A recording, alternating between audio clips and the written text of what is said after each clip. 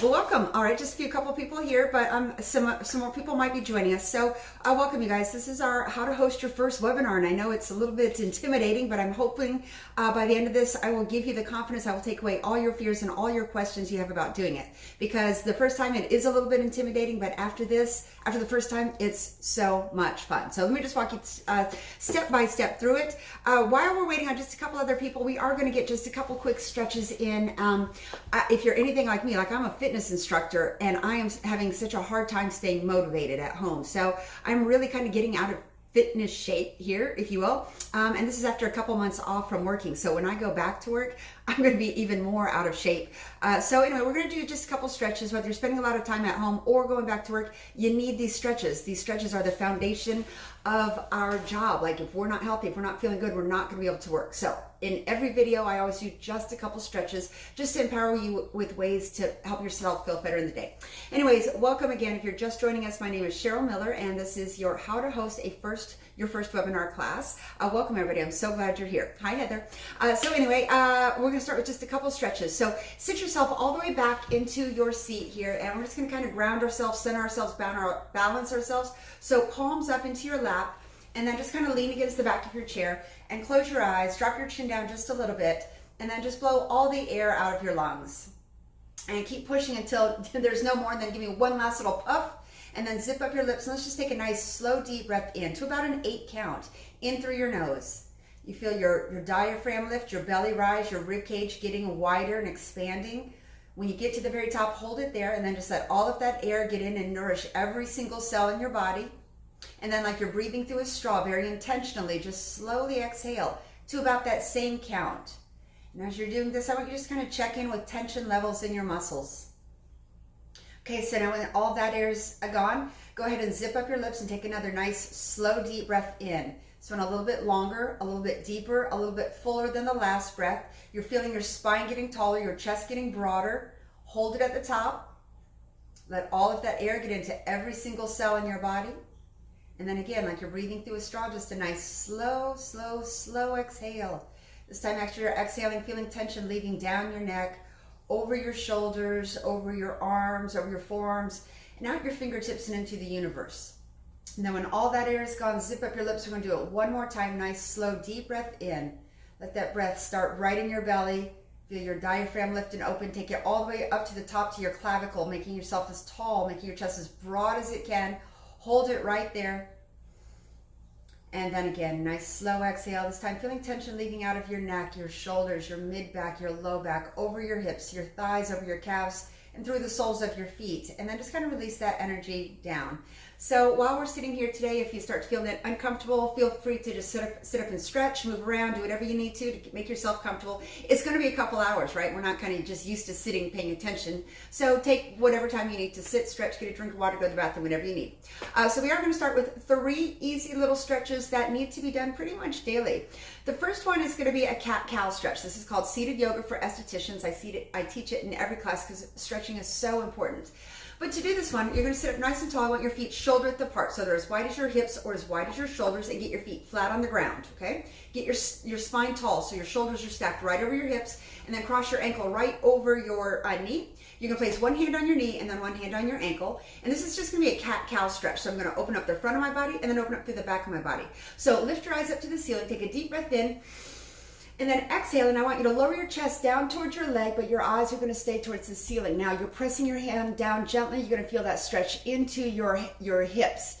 Now we're going to reverse that. So now I'm going to tuck my chin to my chest, grab hold of my leg and my knee, and I'm going to pull myself, separating the shoulder blades as I exhale. Inhale up. Eyes to the ceiling, chest goes down, eyes stay on the ceiling. Take it down, hold it right there for a second or two, and bring it up. Deep breath in, and then exhale, round your back and stretch out. All right, so let's just do that about 4 times. Just kind of articulating through that mid and low back. You know, the goal of this is to kind of prevent repetitive motion injuries. If you've already got one, say carpal tunnel or thoracic outlet syndrome or chronic neck pain, you know, these are things you need to be doing every day so that you can stay in business. And then just one more time right here. Okay, go ahead and release it down. Now let's just try that one on the other side. Ankle cross right over the knee, one hand to the knee, one hand to the ankle, spine nice and tall. Open your chest wide, eyes up to the ceiling, deep breath in. Exhale, lower your chest forward. You're going to notice if one side is a little bit tighter than the other, just being aware of that. Exhale back, inhale up. Exhale down, letting your breath you're using your breath to go deeper into that stretch. And inhale up, and then exhale back. Round your back, separate those shoulder blades, pull yourself back till you feel that stretch. And let's just do that about 2 or 3 more times. Eyes up, eyes down. And just one more time. And down. All right, so that's going to be a really good one if you start to kind of get that mid-back pain or start to feel any numbing or tingling in your hands. That's a contraction of your pectoralis muscles, right, from doing this all day. So just really opening your chest and then getting that stretch. Okay, the second stretch we're going to do is called the windmill. So this one is going to be, feet are going to be close together. Now feet, knees, ankles are touching, and then you're going to bring your hands together, place both hands right behind your knee. Now I want you to watch the first time. So the first thing I'm going to do is just bring my arm up, but then I'm going to take my eyes and I'm going to rotate to look back towards my hand. This is going to be our starting position, and then we're going to push into our knee and we're going to rotate our hand back further. So one hand down to your knee, get the other arm up in the air, and then take your eyes and look back towards your fingertips. Okay? Take a nice deep breath in, lengthen through your spine, pop your chest forward, exhale, rotate from your shoulder, from your elbow, from your wrist. Eyes up to the ceiling, you're looking behind you, you're stretching your chest, your serratus, your lats. And then we're gonna bring it down. So we're just gonna do that a couple times. Deep breath in, eyes up. And exhale, eyes down. Inhale, arms up, chest open, eyes up. And down. And one more time, deep breath in, big stretch. Little bit further right there, and now let's just hold this one. We're just going to pulse it. 8 little pulses. Pulse, pulse, pushing into your knee, opening the chest, reaching through your fingers, through your wrist, through your shoulder, through your elbow, and on that last one, hold it, stretch. Oh, and take it down, roll your shoulders out. Let's do that one on the other side real quick. Palms together on the outside of your knees. Lift your body tall, lean forward, straight spine, deep breath in. Exhale, eyes to the ceiling, reach back. You're looking towards your fingertips, rotating through your mid and low back. And exhale down. We're going to do that 4 more times. Deep breath in. Exhale, stretch. Inhale. Exhale, stretch. Inhale. And exhale, stretch one last time. Big stretch, hold it right there. Let's just do a couple little pulses. Push it back with your shoulder, back with the chest, back with the elbow, back with the wrist. Reach and stretch away from your body. And on the last one, hold it, squeeze, squeeze, squeeze, squeeze, squeeze. And then take it down and then roll it out. Okay, so we got one more stretch, you guys. This one is going to be called the handcuff. So if you've never been handcuffed before, well, I'm going to show you how. So interlacing your fingers like so, and you're just going to place them on the back of your head. Now the goal of this one is to not have those elbows in my peripheral view. I want to open them wide, all right? So now this one's going to be working a little bit of our low back oblique serratus. So we're going to take a deep breath in, body nice and tall. And all you're going to do is lean to the side. Now, if you've got something beside you, you're just going to kind of tap it there. And then we're just going to tap side to side. And this is all it is. It's just a nice, easy little tick-tock. Keeping your chest open, keeping those elbows wide. Nice release for our low back. All right, and take it down and roll it out, you guys. That's it. Thank you so much for joining me with that. So hopefully everybody's here now.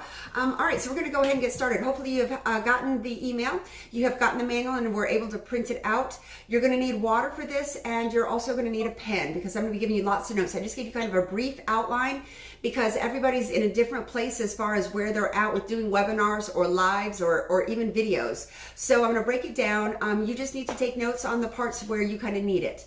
Now I'm going to be covering a lot of information today, so if you get confused by your notes or whatever, feel free to reach out to me afterwards. You'll see I do speak pretty quickly, so if you have any questions or anything like that along the way, I'm going to go ahead and dedicate my friend Tiffany Roy. Tiffany, you're going to be my moderator today. So she's going to be my moderator, which means I'm going to be making her host. And if I could have everyone just turn off their mics so that she'll be the only one who kind of is able to communicate with me. So at the bottom, you'll see an area that says chat there. I'll go over this in a little bit, but if you have questions, you can write them on your paper, on your manual. You can write them in there, but I will get to them, I promise. If I'm going too fast, there's a little button down at the bottom that says speed up or slow down. You can just tell me to slow down if I need to, or repeat anything if I need to. And then again, Tiffany will have her mic off so she can kind of let me know what you're saying. because I'm just going to be reading my manual here. So first of all, let me just introduce myself. Welcome. My name is Cheryl Miller, and a lot of you know me as Zen. I go by either. And I've also got new here today. So yeah, so this is kind of my new thing. I get to wear a different wig every webinar, which I love. It's like a different personality, different class, different personality. So I love it. And you know what? That makes my webinars a little bit unique, a little bit different, but they make me look forward to them.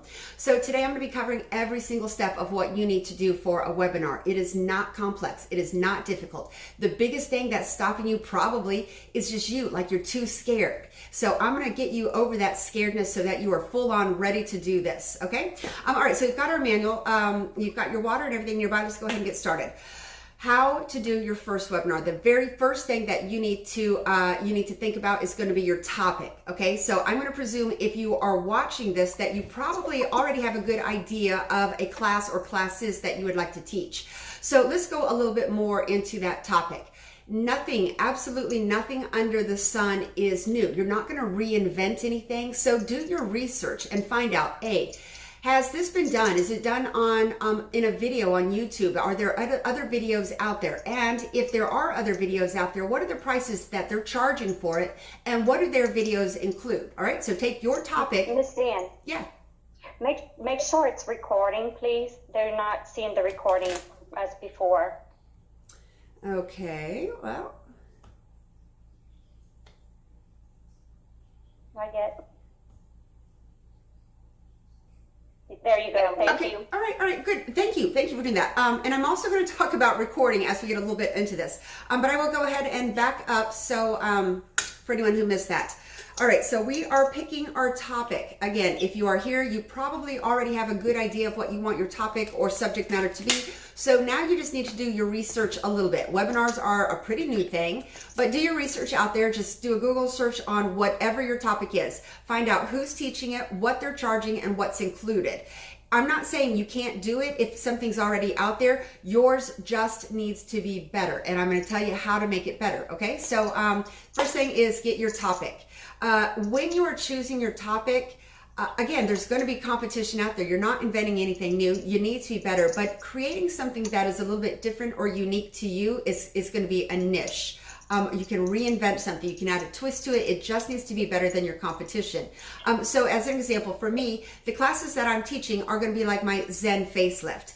That is a technique that I created. That's my niche. I'm the only one who is teaching that. So there's not going to be a lot of competition on that. Now, is there a lot of competition on facial massage? Yes, there are billions of videos. So I just need to make mine a little bit different and a little bit, people have to want to see mine and pay for mine over anything else that's out there and available. So again, once you've got your topic, maybe put a little twist on it just to make it unique and special to you. All right, so now once you've got your topic, you kind of need to think about pricing a little bit. Now, all our career we've heard know your value, but your value in a webinar is going to be quite different.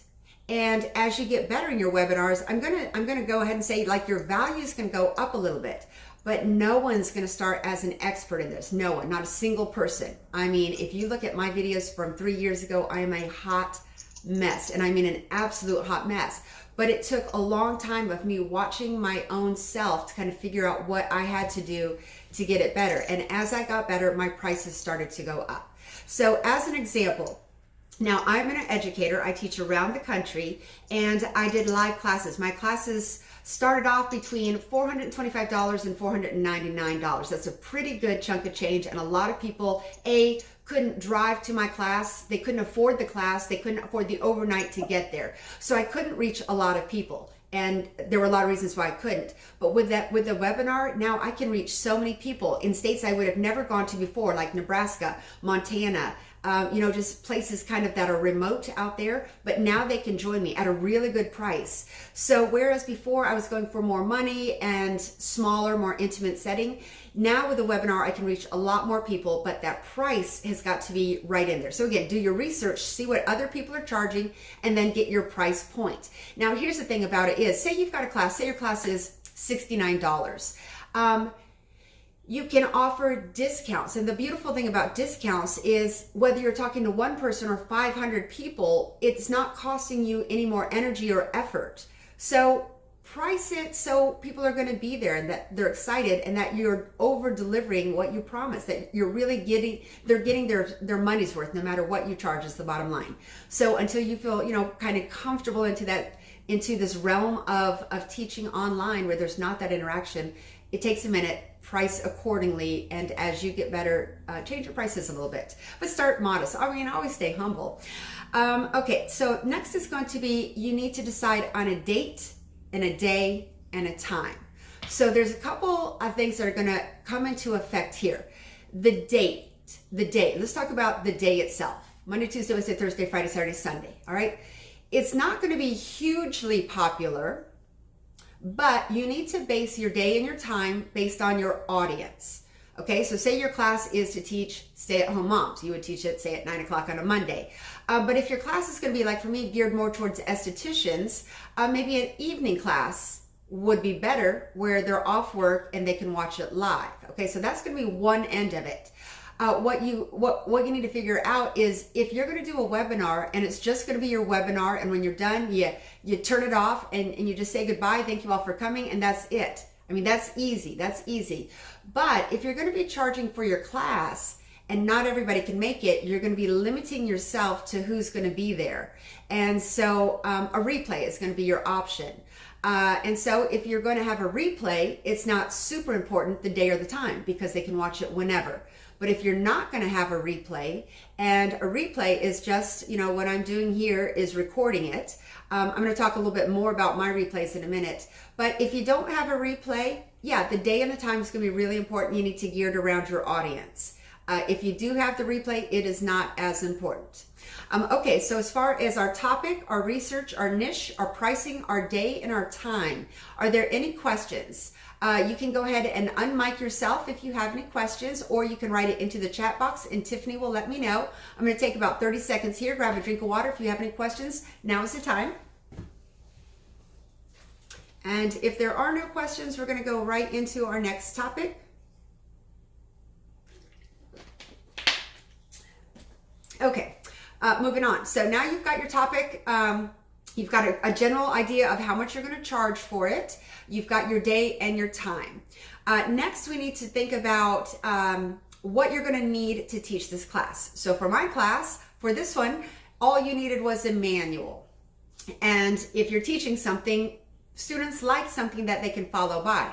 So maybe you've got your idea and it's really in your head, but you need to get those words onto paper so that people can kind of follow your train of thought. Not only they can follow your train of thought, but now you're going to kind of have a focal point.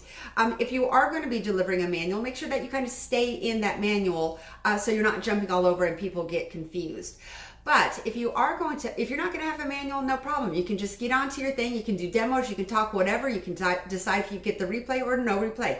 So if you have no replay, no manual, and no tools, it's going to be super easy for you. But if you have a manual, there's a couple things that you're going to need to consider. Like I have a manual for this class. I emailed it to you. And email is a pretty good way to deliver it. And I've done a couple of these webinars now. When I first sent it, and I'm working on a PC, I created my manual.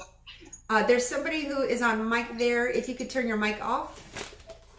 Let's see. Okay, Miss Lisa. Lisa, turn your mic off. Thank you. All right. All right, so when I first started, I sent my manual out, and I'm on a PC, so I sent an email and I sent it in a Word document, and it looked perfect on my end, and it was a great manual. Everything was on there, but then I started getting messages saying, it's coming through all jumbled. What's up? And I'm like, okay, well, it's not jumbled on my end, so what's up? So then what I realized was when I was sending my email or my Word document from my PC over to someone who was on a Mac, it wasn't the same. So if you are going to have a manual, listen to this, write it down. You need to put your manual into what's called Google Docs. All right. So if you are on a PC, like I am, I did a Word document.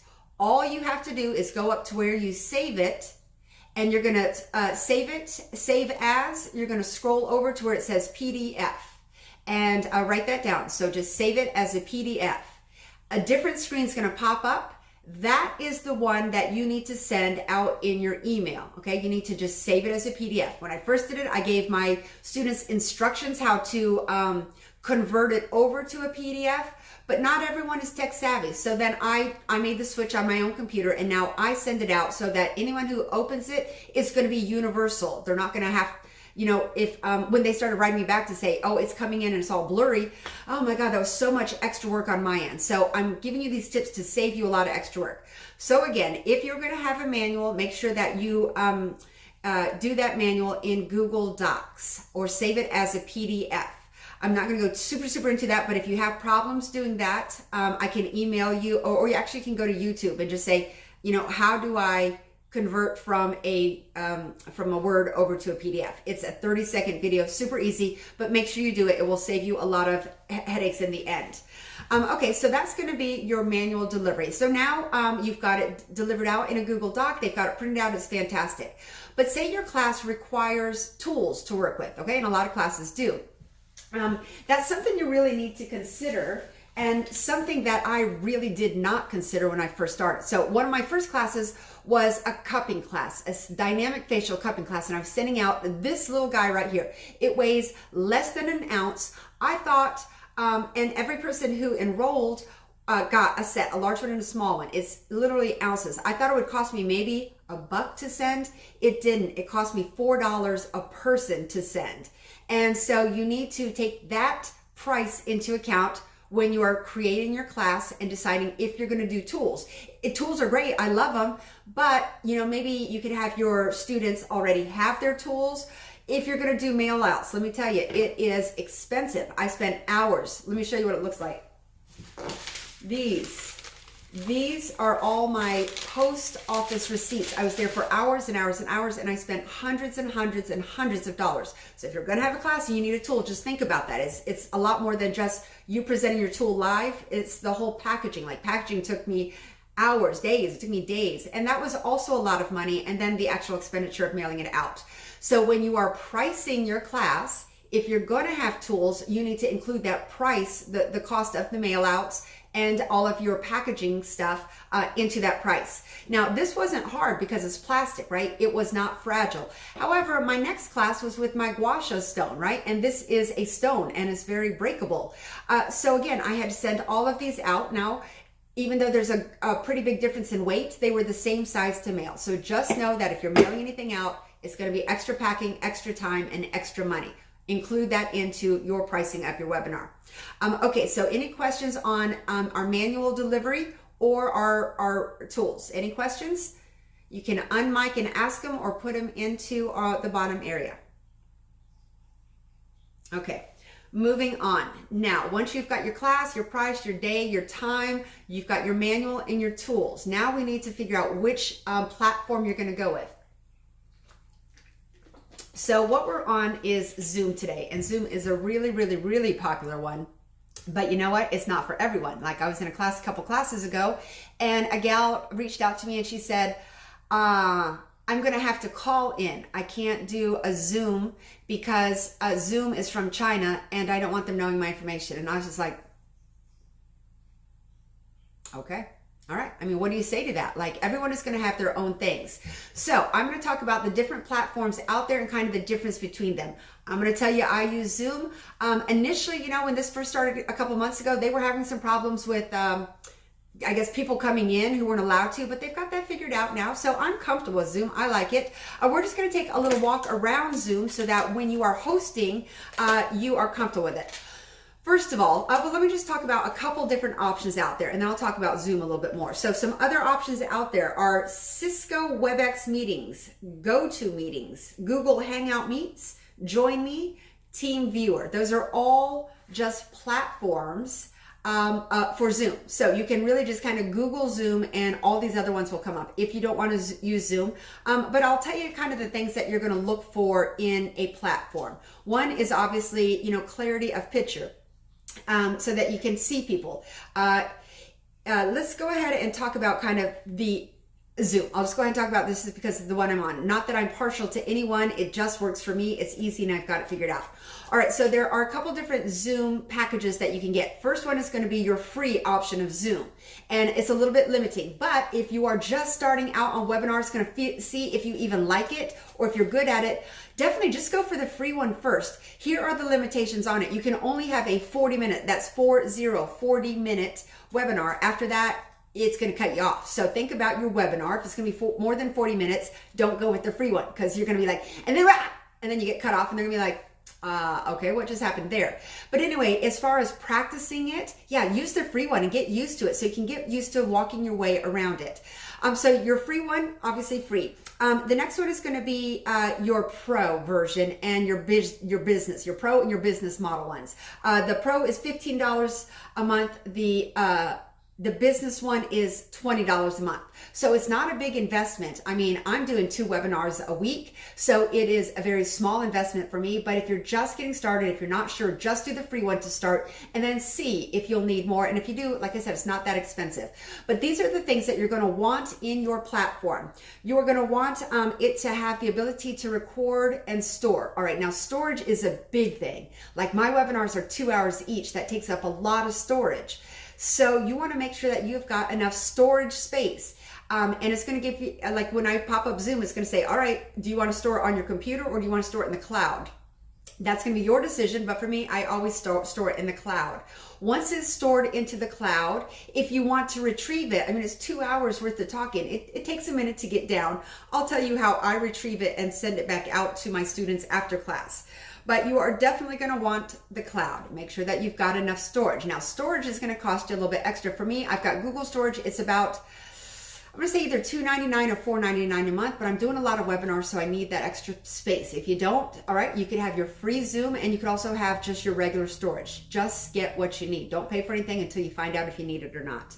All right, and so the next thing that I'm going to talk about, and this is a real important one, so I'm going to need you to listen up here, and this is how to recover from disaster, okay? Because it's a real likelihood. Maybe you've already been in a webinar where there has been a disaster. So what is a disaster? That's where, say, your electricity goes out and you're just stopping in the middle. Or you're on the free one and you don't know that you're close to 40 minutes and it just stops in the middle of that. Or your computer dies. Or this happened to me was my first one, I was recording it and I record it both on my computer, but then I also do a secondary device recording on my phone. I'll talk about that in a minute. But anyway, I was recording on my phone also.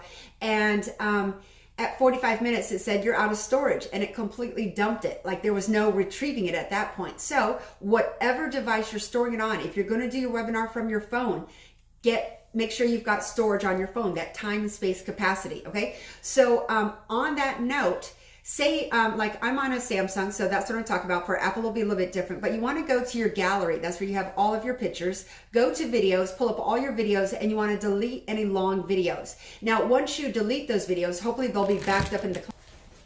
Okay, sorry about that. So once you delete your videos, it's not going to delete from your phone. So you have to go into your trash and then delete them out of there. Like if you think you just delete them from your gallery, they're not. They just go to the trash. So you need to delete from your trash as well. What happened was I deleted my videos, so I could have enough space, but I didn't delete it from my trash. So again, another webinar, it just dumped it because I did not have the space on my phone. All right, so I'm going to talk about just kind of how I do my recording. So Zoom is going to be fine if you're just doing a simple one and you just want to send it back. Like I said, you download it from the cloud and then you can send it out in an email. But as you can see, it's a little bit grainy. It's a little bit fuzzy. So what I always do is two modules of filming. So I'm filming on my computer, right? This is what you're looking at me, but directly above my computer, behind my computer, I've got my phone, and my phone the cameras are lined up. So I've got my phone here and I've got my computer here. So I'm talking to you in my computer, but I'm also addressing my phone. So when I get done with this webinar, I'm going to go back to my phone because the picture's a lot clearer. So anyway, that's kind of the way I do it. So the biggest things for Zoom is you want to decide if you need a free or paid one. There's lots of different choices. Just Google all the different platforms out there. You want to make sure that you've got enough storage either in your cloud or on your phone to do your webinar. Recovering from a disaster. So just have a plan in place. If things are going to happen, just have a plan in place. If things go awry, just let your students kind of know what happened. Okay, and then as far as walking around Zoom. Okay, so what I want you to do is, and it's a little bit different. Like some people are on their phone, some people are on their computer, some people are on their iPad. But sometimes it's on the top, sometimes it's on the right, sometimes it's on the bottom. For me and my computer, it's on the bottom. So when you tap on your screen, there's different things across the bottom. One is going to be reactions. This is where your students are in class. They can send you a reaction if they like something you're doing or not. Beside that is where I've got my pause and my start. So it is going to be recording. Next to that is, you should see a share screen. It might have a different word on your computer. But what this is, it's going to allow me, like say I wanted to show you a picture of something. When I hit share screen, it's going to go to my computer. And now I can pull up something from my computer and share it with you there. Okay, so I could share from my computer screen or phone or whatever. So if there's something that you need to share with your audience, that's where you do that. So now while I'm sharing, at the top of my screen, it says you are sharing. So in order to get out of that screen, I just hit stop share, and then it's going to come right back to me. So just remember that there. If you have something you want to show them, just put it onto your desktop so you can grab it quickly and pull it up. But beside that, we've got our chat box, and this is going to be, again, where people can tell you to speed up or slow down, or they can ask questions. When you start your webinar, you need to let people know these little things, appendages are there, so that they won't be like, oh, I wish I could ask a question, but I'm muted. Let them know when they come into the meeting that they're going to be muted, and that they can unmute to ask a question, or they can message in that chat box. Next to that is going to show me how many participants that I have. And you, as the host, you can kind of change your view on if you want everybody on one screen, or if you just want you big, or whatever kind of screen you want. And so generally that's kind of in the corner, and it'll say screen change. So that'll tell you how you want your participants lined up. So you can look at everybody at once. Now, this is a funny thing, is here we are in a webinar. I've got my video on, but I got up and I took a shower today and brushed my teeth. Most days I don't.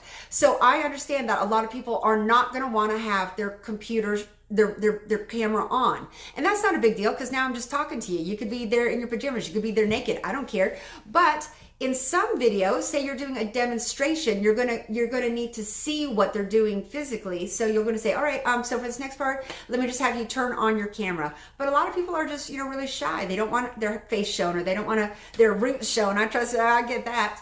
But anyway, just know that your participants may or may not be on their video screen.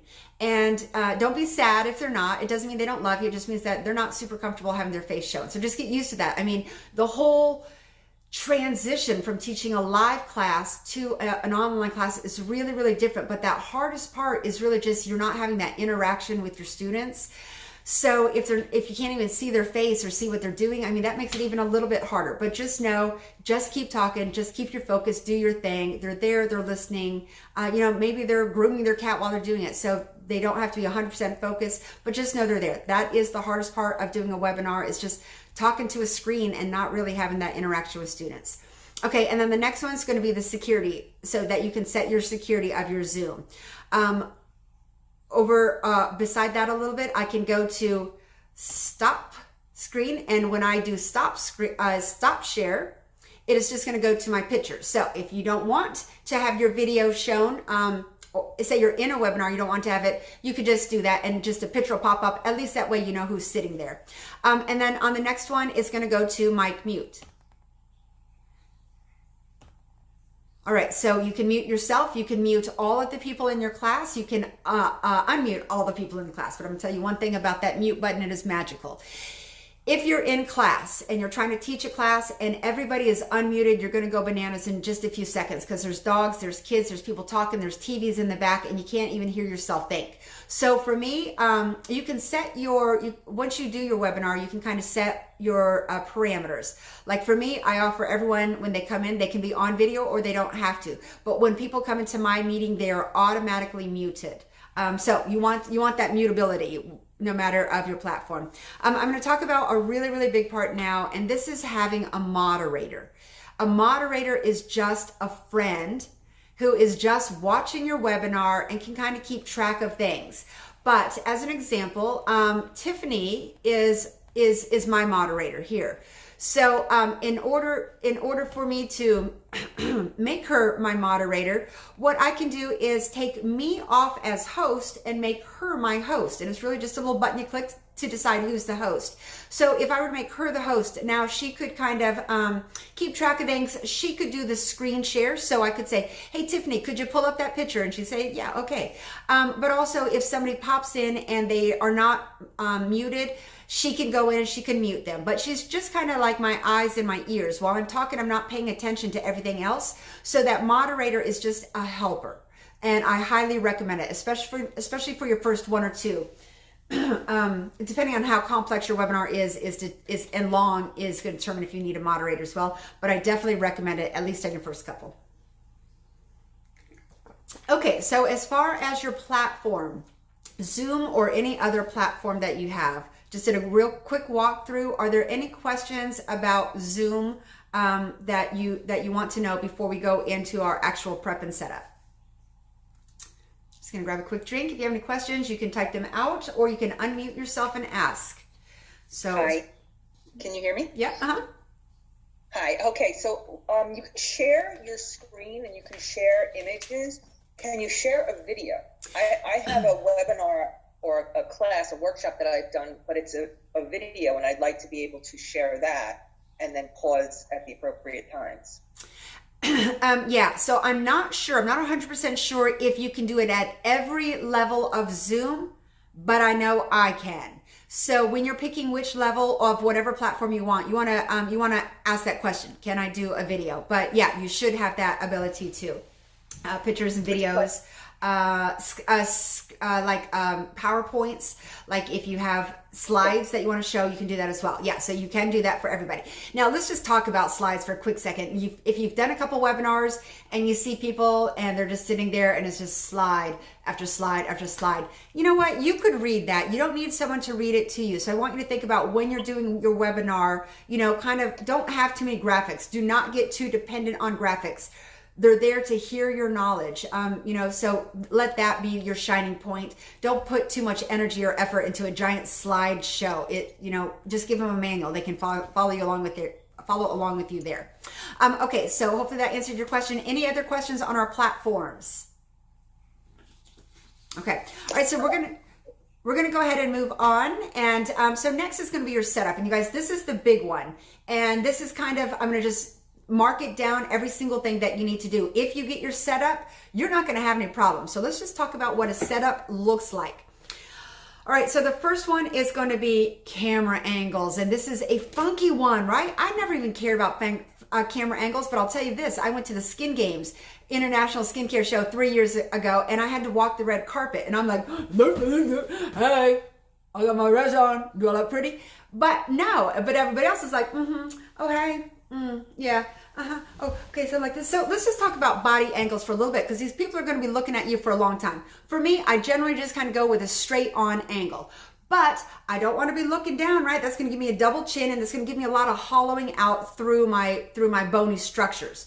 So I want to make sure that I'm looking up a little bit at my camera. That is going to, is just a better angle for everybody. I'm also going to be leaning in a little bit. Like this is like an engaging, like just imagine you and I are sitting across, we're having shots, we're taking shots. No, we're drinking coffee. But anyway, so I'm just gonna be leaning in, talking to you exactly like if you were just having coffee. Don't think about how many people are on your screen. Just think about talking to yourself or talking to one person on there. So just kind of lean in and make your body language engaging or inviting. So back to the angles of our body.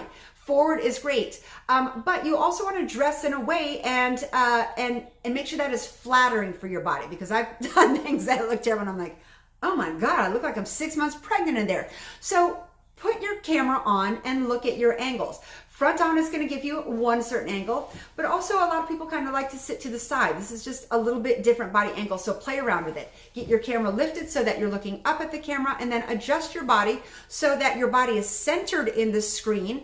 And also, you don't want to see, just my chin. This would look weird if I were just talking this whole time. So I personally like to get about kind of mid-thoracic in here. So that's going to be your setup, just getting the angles of your computer. And there's a couple different things that you can kind of do for that. And I'm going to talk about tripods here in just a second. Next is going to be your posture. And I know this sounds goofy, but sitting like this isn't a posture that I'm super used to. So my back goes into spasm about halfway. So as you're doing your webinar, just make sure that you've got good posture. If you need to stop and stretch throughout, please do so. But no, just sitting and talking to a camera is not a usual position. So check your posture and adjust it, move whenever you need to. All right, next is going to be lighting, and this is the big one. All right, so you guys have heard of light rings. Of course you have. They're everywhere. And light rings, I didn't buy them into at first, but after kind of seeing without a light ring or with a light ring, it makes night and day difference. So as you do this, and any light ring can be fine. Don't act like you need a big $700 Glamcor one. I get like a $20 one off of Amazon. You just need something that is going to project light onto your face, and that camera needs to be coming directly on your face. So once you get your camera angle set up, next you're going to set up your light source. And you're going to need a light source. Now, that light source can be a light ring. And again, your light ring is going to be a little bit higher, because I want to fill in the areas under my eyes, under my cheek, and under my chin. If I have a lot of dark, hollow spots in here, I just look unhealthy. I look sickly. It's just not a good look for the camera. So all that light's going to do is just going to be filtering light into those hollow areas. But if you don't have a ring lamp or ring light, you can use any kind of light. I used, here's an example. Give me 1 second here.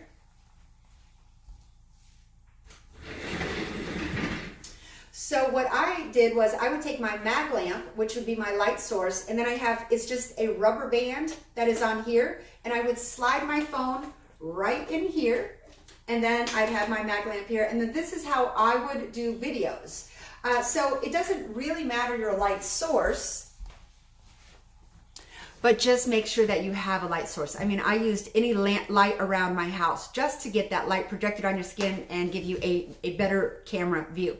All right, so we've got our angles, we've got our posture, we've got our lighting. Oh, also on the light rings, there are also warm and cool settings. So I've got this on a warm setting right now, but let me change it to cool so that you can see the difference.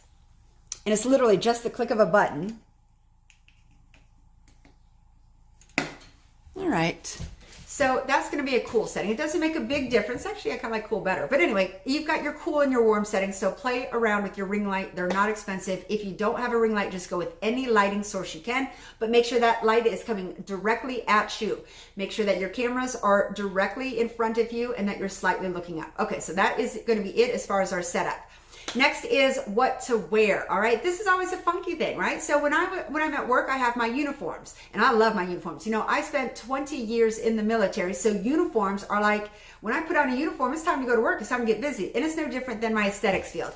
So your presence, like you want to dress for success. So if this is a role, a leadership role of you, or you're teaching something, you want to appear that way. So just think about that when you're getting dressed. For me, I am always going to be in uniform, and it's always going to have my logo on it. And we're going to talk about logo and brand next. All right. So as you can see, I've got my logo on my shirt, right? If you look behind me, I've got my logo on the wall. It says Zen onto the side. But anyway, so no matter where you look, you're going to see Zen. So that's my logo. And when people think of me, see my logo, I want them to think about me. So I'm Zen. I'm Zen Miller. I've got my Zen Botanicals skincare line. I've got my Zen facelift. I've got my Zen butter. So I am Zen. So when you start to market yourself, you need something that's going to be catchy and memorable, and that's going to be your logo. So if you are not logo or branded, that's something that you might want to start considering. The second thing is just product placement. So as an example, if I'm going to be talking about a product, right, this is my Zen butter, just it's my same logo. Just remember product placement so that just people remember who you are. They remember you. Be memorable. Okay, so that is it as far as uniforms, product placement. You see it on American Idol, right? You see the judges on the thing and they've got their Snapple, right? I don't know if they still have that. But anyway, that's just product placement. So when you're doing your webinar, be aware of what is behind you and product placement. All right, so next is going to be our backdrop. And this is a really, really, really important one. If you see videos where it's very busy in the background, it's hard to focus on that person. So you want just a nice, solid, or not too busy background. If you don't have a place in your house where you can do that, there are other backgrounds that you can buy that look like this.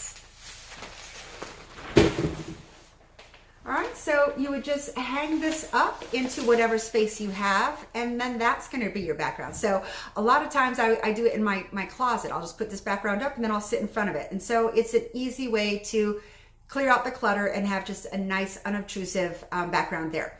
All right, so you can have your own background. You can have a rollout one like photographers, or on Zoom, there's one, I'm not sure if I have it on mine, but it's where you can actually change your background to be anything.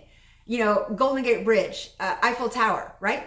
But the thing about that is it seems really fun, but when I move like this, my head becomes the Eiffel Tower or my head becomes the bridge. So it is a fun kind of novel idea, but just know that as you're moving, you're becoming part of your background. So for our background, we've got 3 options: just your regular background like I've got, your scroll one, or you can do that Zoom background. Choose it, play around with it, and have fun with it. Okay, so next is going to be your microphone. Now, your computer has a microphone and your phone has a microphone, but if you've got a very soft voice, you're going to want an additional mic. And they're not expensive. You can get them on Amazon, and this is what it looks like. You plug it into your phone, and it's just a little mic like so. So you could put it here if you wanted. But the way I do it, and I generally don't have a mic because I speak fairly loud, but you can also just kind of set it down so nobody can see it, but it's going to improve the audio of your replay.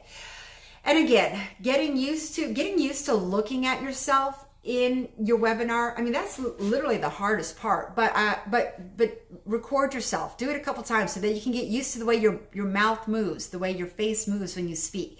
And even more importantly, getting used to your voice. Like for me, I can't stand my voice. I've been a fitness instructor 35 years, and about 20 of those years were with no microphone. So my voice sounds like a man's voice to me. Maybe it doesn't to you. Maybe it sounds just fine. But getting used to what you look like and what you sound like, I mean, honestly, that is the hardest part of doing a webinar. And once you can get over that and just go, yeah, this is me, this is what I look like, this is what I sound like. Once you can kind of get past that, hey, that's the hardest part. So now you can just go on to what you're selling or informing people of. All right, so that's the mic. Again, if you have a soft voice, use a mic, because people are gonna be like, what? Can you talk louder? Can you talk louder? So just use a mic. All right, so props.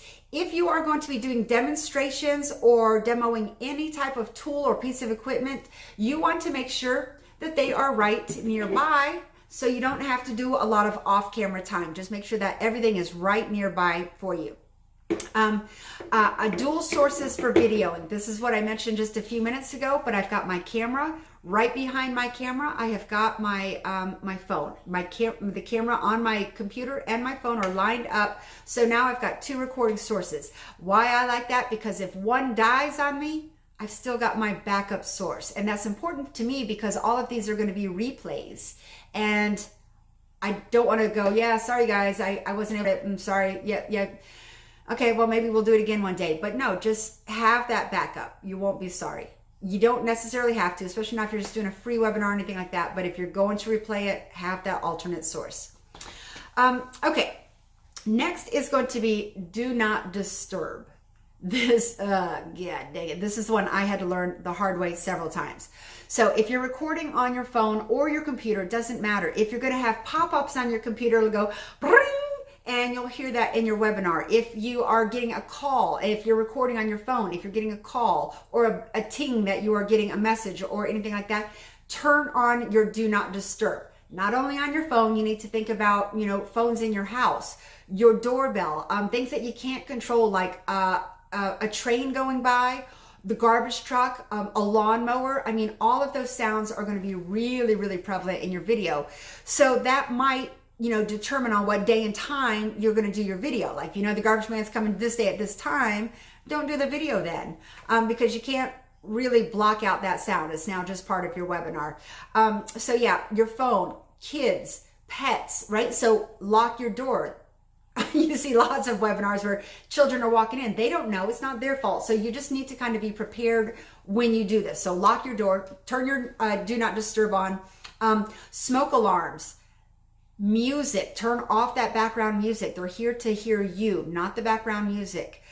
Fans, don't have a fan on. Again, that's just noise that people will hear in the background. So make sure that your room is as quiet as possible. When I'm doing it, I even turn off, the heat or air conditioner in my house, because that's just extra noise. And especially if you're a soft talker, you want to eliminate any excess noise in the background. The other thing is, once you kind of get going, make sure that you have a guideline, a time track, and you kind of are staying within that time zone. And if you have a lot of extraneous noises or stops that you have to do, it's going to throw you off of your time. So just kind of take care of everything ahead of time. Again, this is all preparation. So if you get these handled, you won't have any issues during your webinar. Okay, so next is going to be our tripod. And there are a lot of different kind of tripods out there. Some I like better than others. This one right here is called a gooseneck tripod. And the way it works is you just attach it to your table and you just screw it in so it gets nice and taut. Now you can adjust this gooseneck in any way that you want. When you are looking for your tripod, you want to have one that is going to have a lot of mobility at the joints. Okay, so like this one here, I have to move kind of everything around. Whereas maybe if I had a mobilizer here at the bottom and one at the top, it would be a little bit easier. This is one kind of tripod, but I'm going to show you the kind that I actually prefer.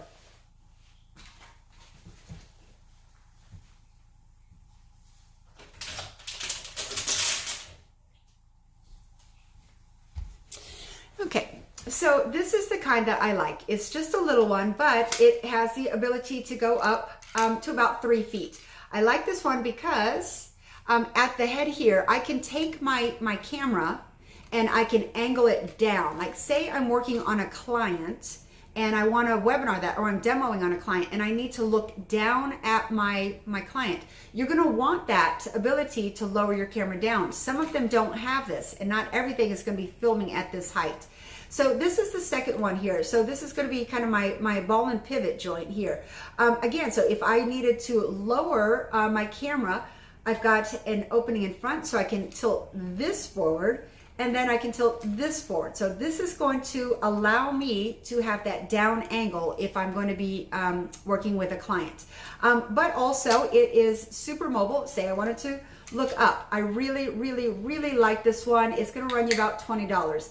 If you don't have, and it also comes with a little remote control, so you can just kind of start things without having to be there. I just push a button, whatever. Anyway, this little guy I love, again, $20-something on Amazon, but it's going to save your life, and it's going to allow for stability of your camera. Like, you're not going to want to hold it for that long. I've tried like double-sided tape or this and that. Like I said, on my mag lamp, I put it in a rubber band. So just play around with it. You don't have to buy anything, but you just want to make sure that you've got your good angles. And with a tripod, I can make sure that I've got the angles that I want. Okay, so that is going to be our angles, our posture, our lighting, what to wear, branding, logo placement, backdrop or background, mic, props, your dual video source, your do not disturb, your tripod, and now the biggest one is to practice, okay? I don't care how many times you've done this. When you turn on a video camera, it's just like your brain just kind of goes, what?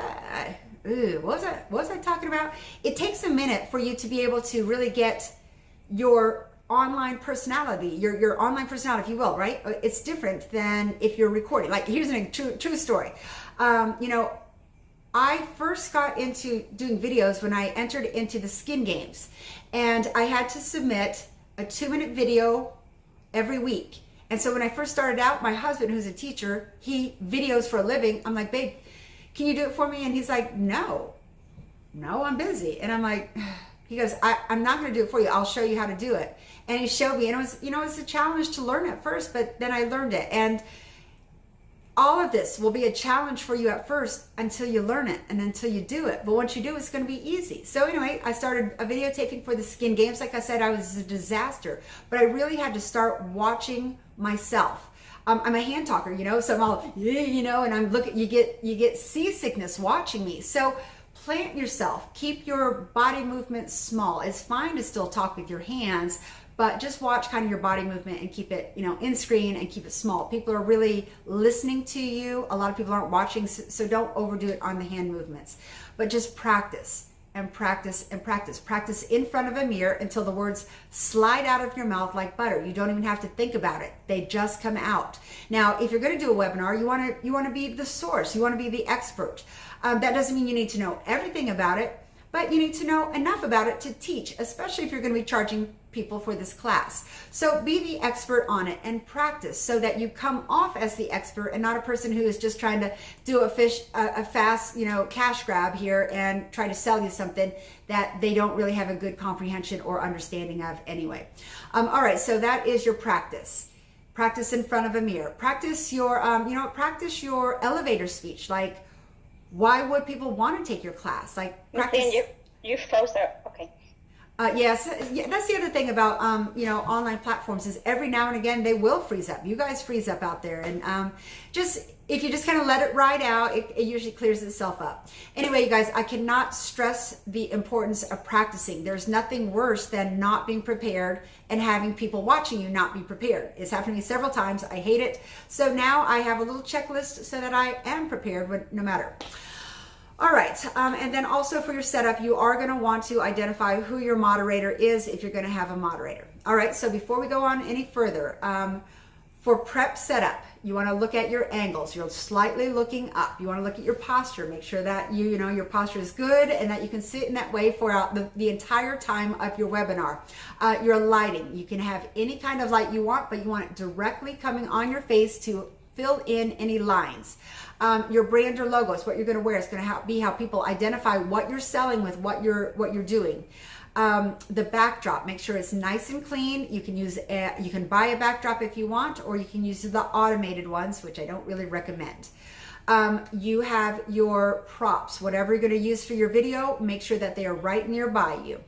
You're going to have your dual video source if that's what you need, your camera and your cell phone. If you don't need that, just go with your webinar. It'll be just fine. Make sure that your do not disturb, make sure all of the things that could create a disturbance in your video is off or hopefully controlled. And another one is, I did a webinar on in my treatment room. Next thing you know, my cat comes in and knocks over everything that I had set up. So make sure that the pets are out of the way also so that they don't ruin everything that you've done. And then next is going to be your tripod. You are going to need a tripod. It doesn't need to be anything expensive or bought, but you're going to need something that's going to stabilize your camera while you do this. Practice, practice, practice, and then I do recommend having a moderator, at least for your first one. Okay, so any questions before we go on there? The only question is if you're going to discuss editing and producing. Yeah. So we're going to get to that when I talk about our software. All right, so this is just set up. Like, we have not filmed yet. So this is just our setup, making sure everything is ready to film. All right, so next, you've decided your place, your time, and what you're going to do. Now, a really big thing is deciding is if you want to do this for free or to charge. I talked a little bit about know your value, make it a good value for your people.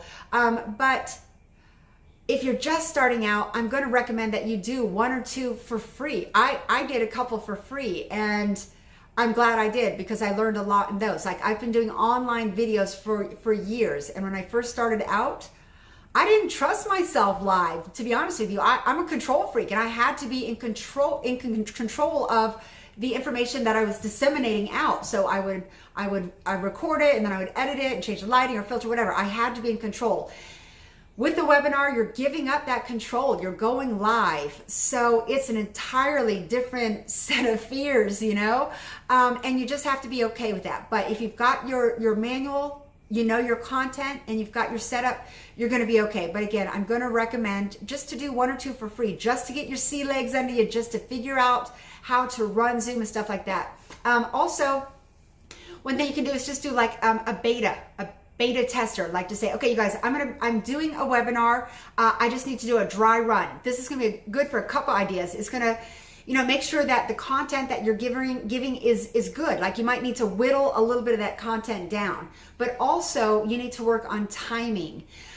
For me, this was huge. Like last year, I taught the Zen Facelift class. It was 10 different techniques in one day.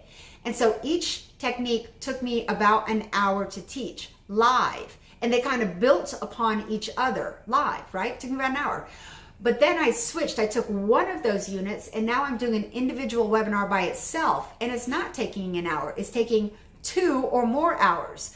So timing is everything. I mean, that really surprised me. But because I wasn't layering as I was going, I was just jumping in, I had to do a little back education to get them to where I needed to teach them.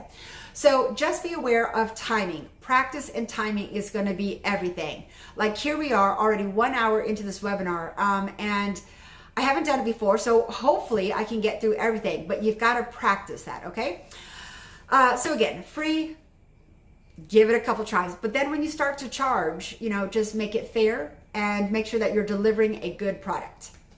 Okay, we've already talked about the replay or the no replay. If you're not going to have a replay and you're doing it free, easy peasy. You turn on your Zoom and you just go.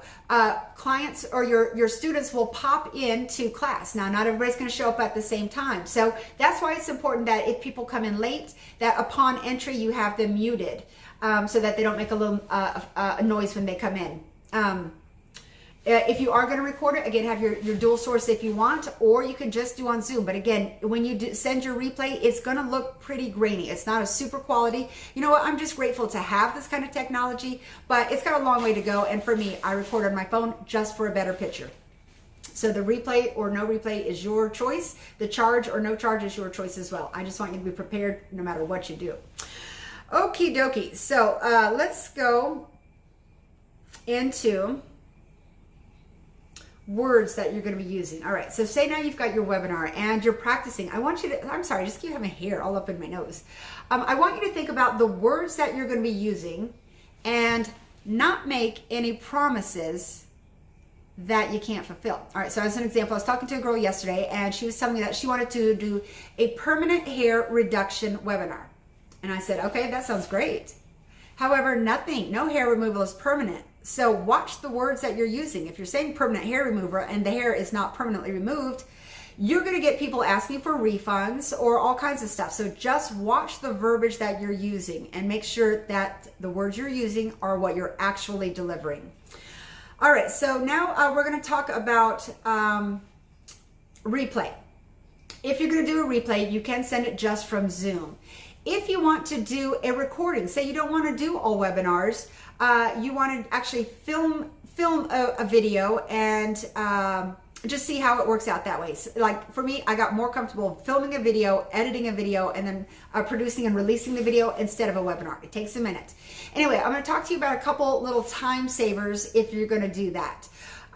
For your app that you're going to use for your video editor, there are a million of them and they're all basically the same. I'm going to just talk you real quick through kind of what your average editing app is going to have. So whether you have a Droid or an Apple, you're going to download a video editing program. What I always do is I look at the reviews, right? Read the reviews. A lot of them are going to say it crashes, it doesn't open, it doesn't save. So read the reviews. If they've got good reviews, that's going to be a pretty good one. A lot of them are free. If you get into a lot of videoing, you might want to pay. Like I started off, the one I use is called Power Director. Okay, that is for a Samsung, an Android, and I loved it. There was a free version of it, and I used that free version, I'm going to say probably 2 or 3 years before I switched over to a professional version of it.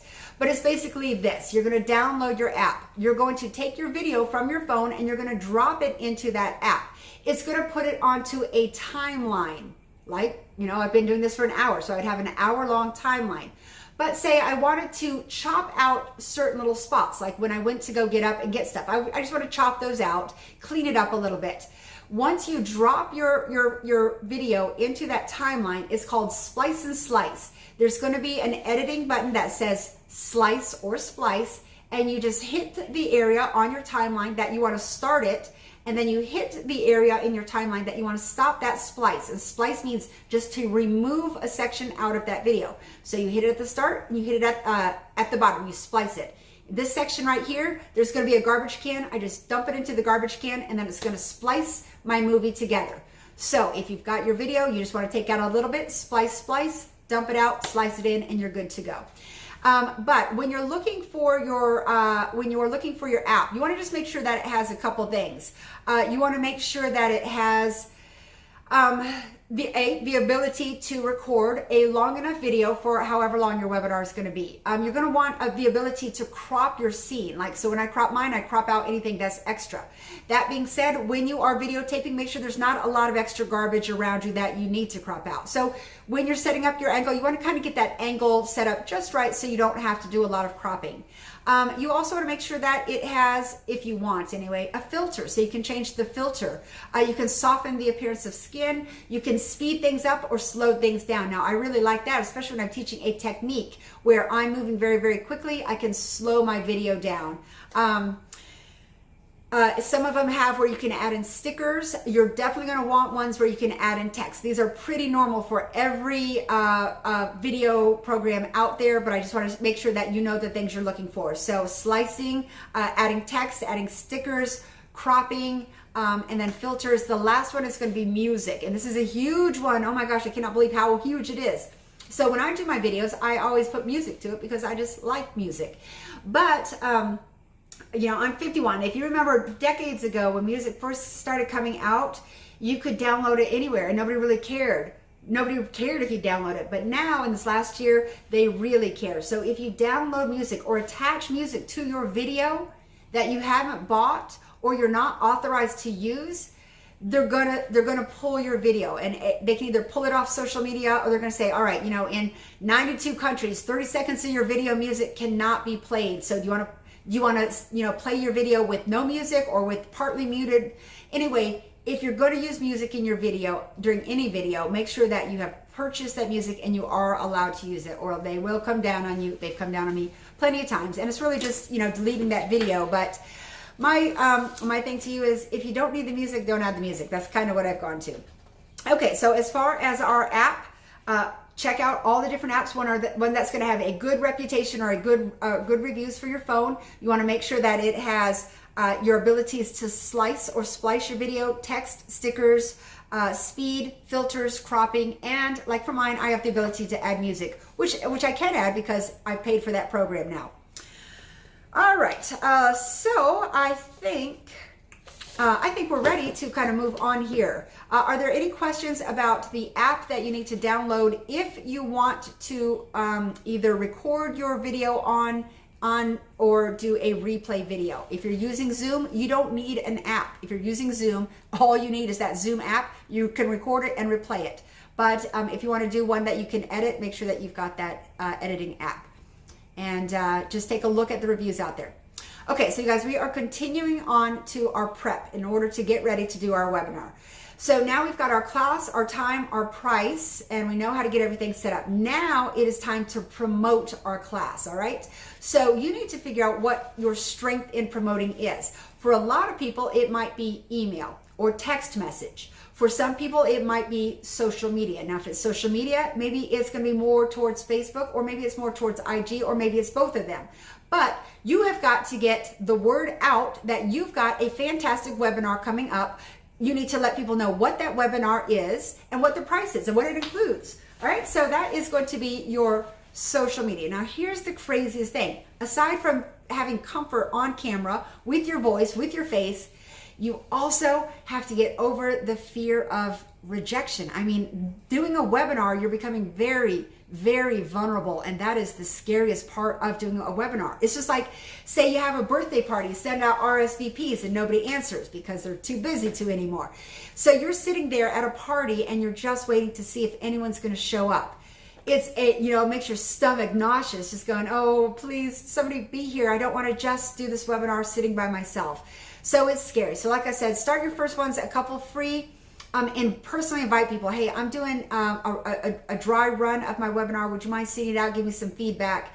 But just get over that fear of rejection, because not everything you're going to do is going to be a success. But if you take the steps, and I'm giving you the steps on how to be a success, you will be. So the first one is you need to promote yourself on social media, or whichever way you want to do this. Maybe it's going to be a private class and you only want to do it through email or text message. But you just need to get the word out there that you're having this class, what it includes, and the price.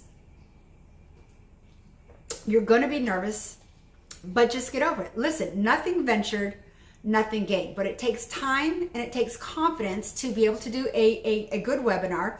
And also people have to learn to trust you. So I gave a couple webinars free because a lot of people don't know me. But after a webinar or two, they're going to be like, you know what, maybe she has something, some life experience that I could learn from her. So people have to trust you. Now, I was going to do this webinar. One of the things I'm a rep for is SIO glasses, which I absolutely love. So my boss is up in Canada and I said, hey, Kelsey, let's do a webinar on these. And she goes, okay, as long as I don't have to show my face. Okay, wait, what? If people don't see your face, they're not really going to trust you. And if they're buying something from you, like for her, those are $400 glasses. If they're going to buy a $400 product and they can't see you, they're not going to trust you. So yeah, just become okay with looking at your face and hearing your voice. This is enabling people to trust you and have confidence in you. So get used to it. That's scary. Get over it. So again, just get prepared before you get on, and you will eliminate a lot of problems. The biggest thing here is you're selling you. Now, a lot of people are reps for a company and you're selling them. Now, let me just talk about selling. Let me talk about selling for a second. All right, I'm 51 years old, and my entire life, I thought I sucked at selling. And I mean, no, I knew I did. But this is what I discovered. Okay, I've been a fitness instructor for 34 years. I love fitness more than life. I work out every single day. I love it. But at one point in my life, I was working at a gym selling memberships there. And I thought, I love gyms. I can sell memberships. This should be a no-brainer. But people would say, I'd love to join, but I just don't have the money. And I'd be like, okay, bye-bye. Here's your free week pass. Thank you. And I didn't know how to sell. I didn't know how to sell. Even when it came to developing my private label line. Before I had my private label line, I was selling skincare products for other people, and I did a good job of it. But when I private labeled and I came to sell my own product that I had developed and researched and tested, I could sell it a lot better because I was intimately involved with it. It's going to be the same thing with you. You are selling you. All right, no matter what your webinar is, they're going to be interested in that, but you're selling you. They're taking that webinar because you are talking about whatever that topic is. So that's why you've got to have that trust and that confidence in, because you're selling you. Now think about this. You've got your idea for your webinar. You have to be able to sell it. You have to be able to sell you. You have to believe in what you're selling. And if you cannot sell you, or what your webinar is on, that's got to be your first area of work. You've got to be able to tell people why they should take your webinar and why they should take it from you. So put some thought into your development of your webinar so that you're so innately attached to it when it comes time to promote yourself. Oh my God, you want to take this video because blah, blah, blah, blah, blah. And it just rolls off your tongue easily because you have put in that work to make it really a successful video. But ultimately, you're selling yourself. And if you cannot sell yourself, it's no different than your facial, your services at work, okay? At my work, I only offer one facial. It's called my Zen Facelift. It's $179 an hour. I only offer one. It is a bespoke facial. It is set up for whoever comes in is going to be exactly what they need for that day. Okay, that's $179. Now I was down in Texas teaching a class and they're doing facials down there for $60. And I just thought, Okay, that's $100 and something difference. I've got to be able to sell that $179 facial, right? I've got to be able to sell me, or no one's going to come no one's going to come get my facial. They'd go get a $60 facial. They could have 3 facials instead of coming to see one with me. So I had to learn how to sell me, and I had to learn how to sell my products, whether they were skincare or services. So if that is not a comfort zone for you, work on that. Let people know why they should. And if you can't answer that, nobody else can answer it. You will not be able to sell me or my class. And I can't sell you or your class. I can promote it, but you are selling it. So just remember, put your work into it, be very confident in it, and let people know why they should be watching you. Okay, so let's see. Again, no guts, no glory. This is going to be scary. There's no doubt. There's no getting around for it. But you know what the cool thing about scary is? Scary feels, nervous feels exactly like excitement. So instead of thinking, oh my God, I'm so nervous, just think, oh my God, I am so excited. I'm so excited for this. It feels exactly the same. Just trick your mind and you're going to do a lot better than letting nerves take over. Because when nerves start rattling with you, they can have some bad effects. So just go with excitement. Like I was so excited to teach this class. Now I've never taught this class before, but I was so excited to share this information with you because it has changed my life. And that's why I'm doing this, right? I'm going to tell you a true story. 2 weeks ago tomorrow, as a matter of fact, you know what? I didn't have any financial aid. I was hemorrhaging money. I had to cancel all 25 of my classes that I had scheduled this year. People wanted refunds. They didn't have money. They didn't want education. They wanted their money back. Well, I'd already spent that money getting ready for class. And I closed my spa.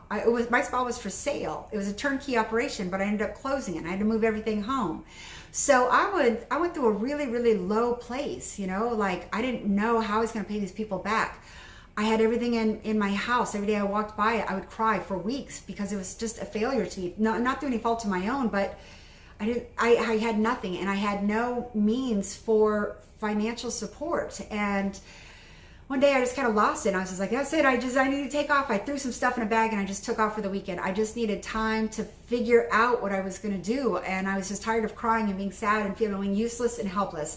So I spent about a week out in nature with God and with my spirit guides and just kind of rediscovered myself. And during that time, that's when they said, you're an educator, you know, just go in that direction, go through this. And I was scared. Trust me, I was scared. I've never done webinars. That going from my recorded videos to live was a really, really big step. But I had to do it. I mean, like, this is a big step in the future. Like, education is changing now. My husband, high school teacher, like, education is changing everywhere. And so if you are not making this change over to webinar and you're not knowing how to effectively teach a class without being live, you're going to struggle a little bit, especially if you're really wanting to get into education. This is the wave of the future. So get comfortable with it now. Get good at it now. You're going to be way ahead of the game. Because I had been doing videos for so long, I feel like I am a little bit further ahead of the game now. But ultimately, 2 weeks ago, like I said, zero money. My sales have gone up 4,000%. In 2 weeks, I've made $15,000. I am on my knees with gratitude every single day, but now I can pay back all of my students. I'm paying off my bills. So yeah, this can be a financial windfall, but you just have to know what to do and how to do it. So whether it's free or not, just know that it can make you a lot of money. Like, this is how people are learning now. And because I'm not doing my live classes, I can reach so many more people and offer my class at a really reasonable price. So there's a lot of reasons to really do this, but just know that you're selling you, and you have to be able to sell you, or no one's gonna pay or watch you. So practice that. Get good at selling yourself. When you are preparing for however you're going to be letting people know about this, whether it's email, text, or social media, you need a compelling description, okay? You can't just say how to host a webinar. You have to have something that kind of describes it more. It makes people even want to read the description, okay? So think about the words.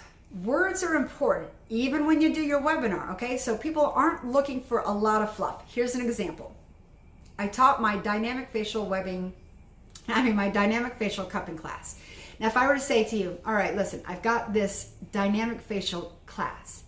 It is absolutely amazing. Your clients are going to love it. I just take all of your stuff and I just flush it out, and they're going to look incredible. And I mean, they're going to love you. They're going to leave you a big fat tip, and they're going to love it. But I haven't described everything. Now, you know I'm going to be doing cupping. You're going to presume they're going to like it, but I haven't given you any meat. So if I said something like this, all right, you guys, so listen, I've got this dynamic facial cupping class coming up. This one is going to change the entire way that you think about skin. This is going to be a vacuum technique where we're going to be lifting the skin, the epidermis, the dermis, and everything that's included in that dermal level, the hypodermis. We're getting down to that connective tissue, the vascular system, and then we're going to be working all the way down to your muscle system. We vacuum it in and then we flush out lactic acid, metabolic waste. We're removing puffiness from your face through this amazing technique.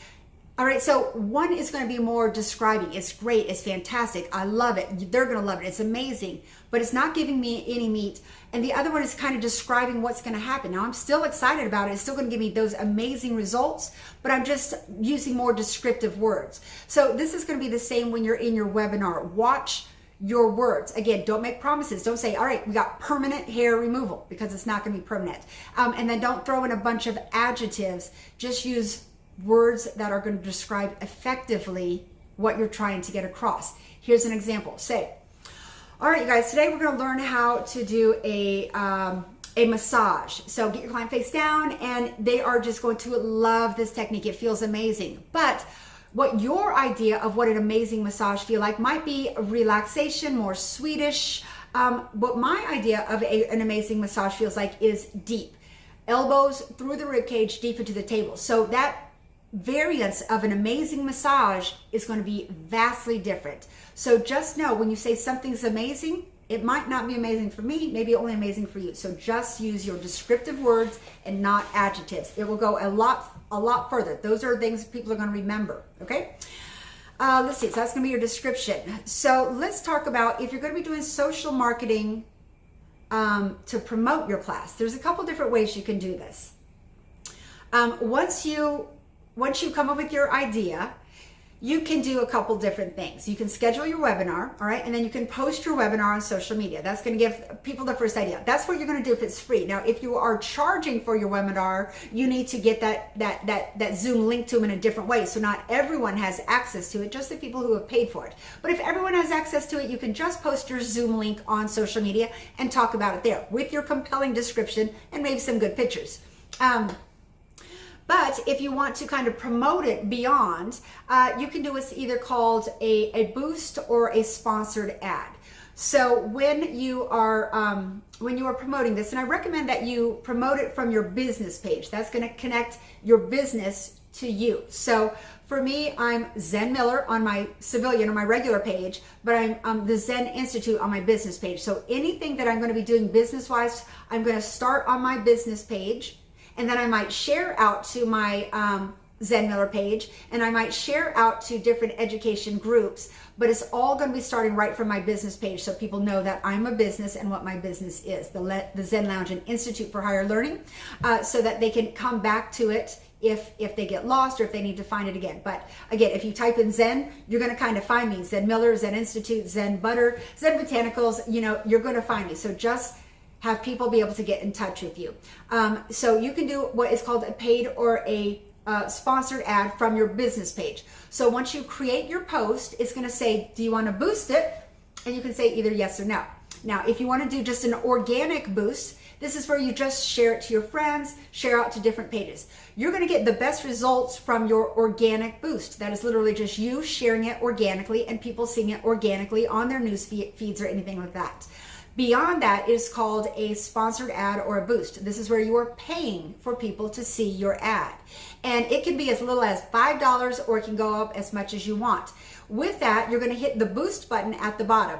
This is going to allow you to kind of control where you want your boost to go to. It's going to allow you to choose the location. So say you're having a local class and you just want that to go to local people. You can say, all right, just share this with people who are 2 miles from my spot, and you can set the radius. But for me, for my webinars, I want people around the country. So I'm going to change mine to the United States. But you can also change the ages. So I'll generally do 18 years old to 65 years old. You can choose men or women. I generally choose women. But you can also add in special interests. Those interests can be skin, hair, education, massage, spa, entrepreneurship. I mean, there are dozens and dozens of interests that you just click on it. Yes, anybody interested in skin, send the, get this webinar in front of their eyes so that they can potentially look at it, potentially click on it, and potentially attend your webinar. But you can adjust that audience that you want. Once you get it to the area you want to go to, the age you want to go to, and how long you want to go to, you are just going to hit save, and then it's going to automatically charge your account. You have got to link your business page to your finances so that they can just boost it through and payment goes through automatically. But again, you can do it for 1 day or 5 days. Say I'm going to do a boost. Like yesterday, I did a boost for this class today, and I didn't need it for 5 days. I just needed it for 1 day. So I did $10 for a one day boost, and there's a little slider bar, so you can slide it down to 1 day, and it's going to say $10. A lot of the times it's going to pop up. Okay, so 1 day for $10, you can reach 5,000 people or maybe 1,000 people. It's going to be different depending on how small your area is. I'm going national, so it's going to be a really big number. But the bigger the area, kind of the more you have to pay. If you want to do small and local, small will get you fine for a lot of visibility. Anyway, that's called your boost. You have probably seen my boost. If you're watching this, you probably saw it in a boost.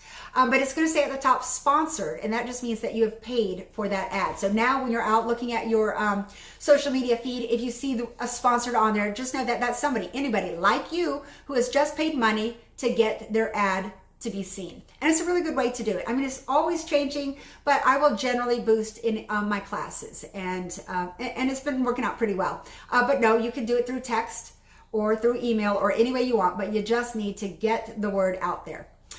If Facebook is your strength, definitely gear it that way. If IG is your strength, gear it that way. For me, I've been on Facebook a couple years, and I'm on IG, and I've got several thousand followers, but I'm really not active on it. So when I promote stuff on IG, I don't get nearly that return on interest as I would if I were to promote it on Facebook. So I generally am always going to promote it on Facebook. Sometimes I'll promote it here, and it will also promote on Facebook as well. But anyway, so you've got to promote it. You've got to get it out there. So if you're not familiar with doing any boosts, just try it, right? Try it small and see how it works. On your business page, you're going to have analytics to where you can see how many people have signed up, through your class because of your boost. And so you can kind of keep track of how your marketing dollars are working for you. But you got to be smart on those marketing dollars. Okay. Also too, when you are doing a boost, you've got to set your limits, okay? I made the mistake of not setting my limits one time, and I got a $300 bill from Facebook for promoting stuff that I had no idea was being promoted. I wasn't getting any money from it, so it was a waste of a promotion. So when you are setting up to do a boost, make sure that you say, okay, for me, my limit is $50, and then when I go to boost another one, it'll say, you have overspent. Do you want to reset your limit? And I'll say, yes, reset it. But I'm in control of how much I'm spending all the time. So you need to do that as well, or you will be unhappy if you get a really big bill that you had not anticipated. Okay. As far as promoting using funnels, tags, or anything like that, it changes all the time. So there is not going to be a hard fast. Yes, do your tags. Yes, do your funnels. I don't really know about funnels, and it's nothing I really want to learn. So if that's something you want to do in a funnel, is just you take a large group of people, you bring them down to say maybe these are females, maybe these are females who are interested in skin, maybe these are females who are interested in skin, and we just funnel them down so that I'm getting a more direct line of people who I want to see my ads. That's kind of high-tech stuff. I don't want to learn it. I'd like to have it done, but I'd rather pay someone to do it. But your tags, just throw in some tags and see how they work out for you. Sometimes tags help, other times tags don't help. Just try it and see, and try it a lot of different ways. So for me, I'm sending out emails, I'm doing my Facebook posts, and I'm sending out private messages. Another way that you can do this onto social media is to create an invite. All right, so this is where you are having an event, and I've had millions of events on Facebook. You create an invite. This is going to be from your business page. And on your invite, you're going to give the day and the time. You're going to give the title of it. You're going to give a description of it. You're going to put, if people want to, can comment on it or anything like that. But this is the way those invites work. And they actually can be pretty effective. However, give me 1 second. The biggest thing too is when you are getting ready to do your video, make sure that you've got water by, because just straight up talking a long time, it makes you really thirsty. Okay, what was I talking about? Funnels. What was I talking about, Tiffany? Funnel tags. All right, it'll come back to you. Funnels and posts. Say that again.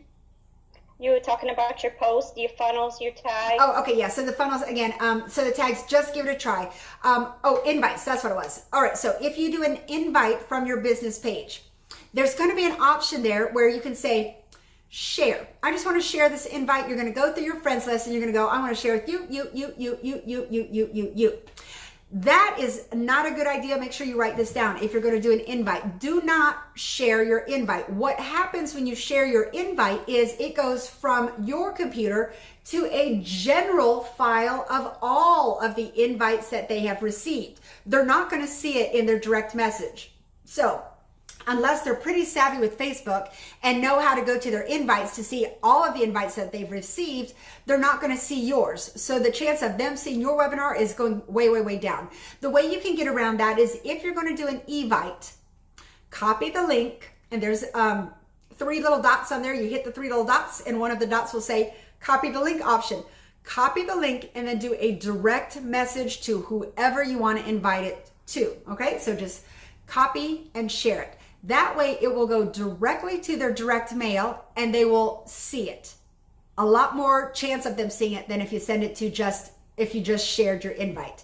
So hopefully that will make sense. If you're going to do a Facebook invite, make sure that you copy and paste to direct people you want to go to and not just share.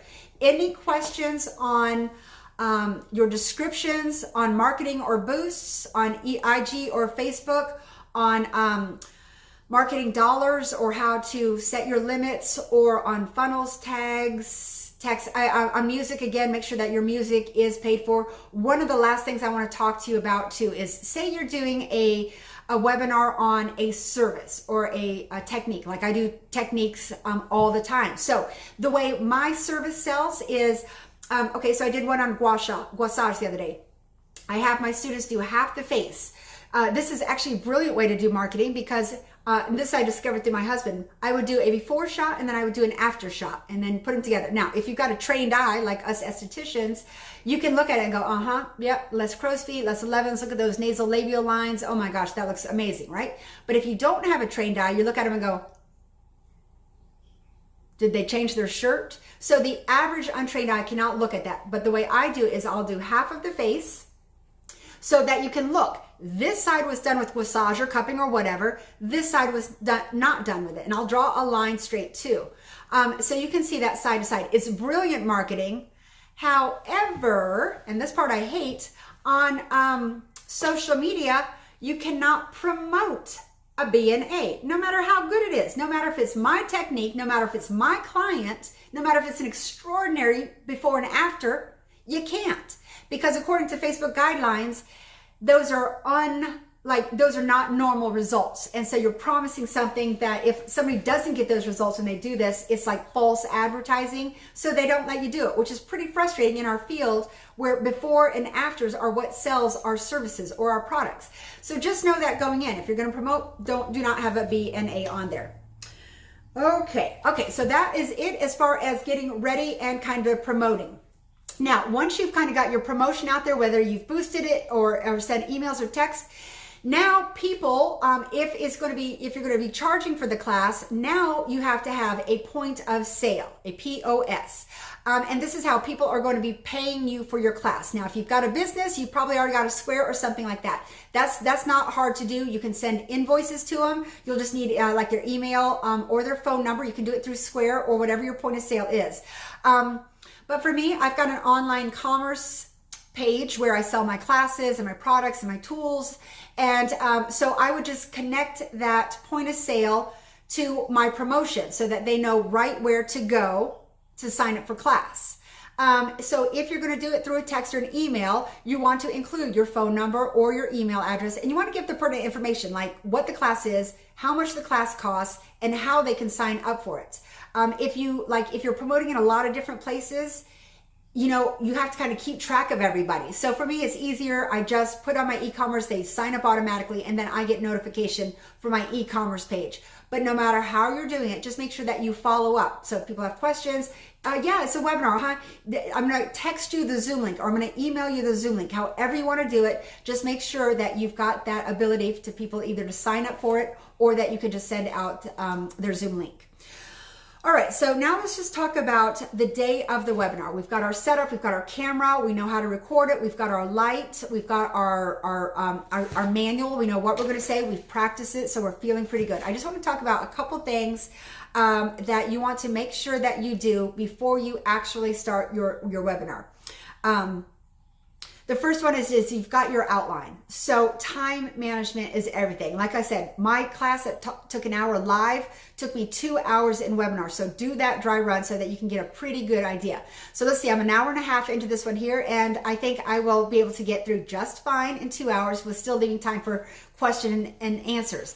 But if it's your first time through, and people are throwing random questions at you, and you're stopping and pausing. You want to have your manual so that you can stay on task and you can keep your focus, because people will ask crazy questions. And for me, I've got a short attention span, so I'm down that other rabbit hole very, very quickly. So have that manual so that you can jump right back into where you were. Your speed of speech.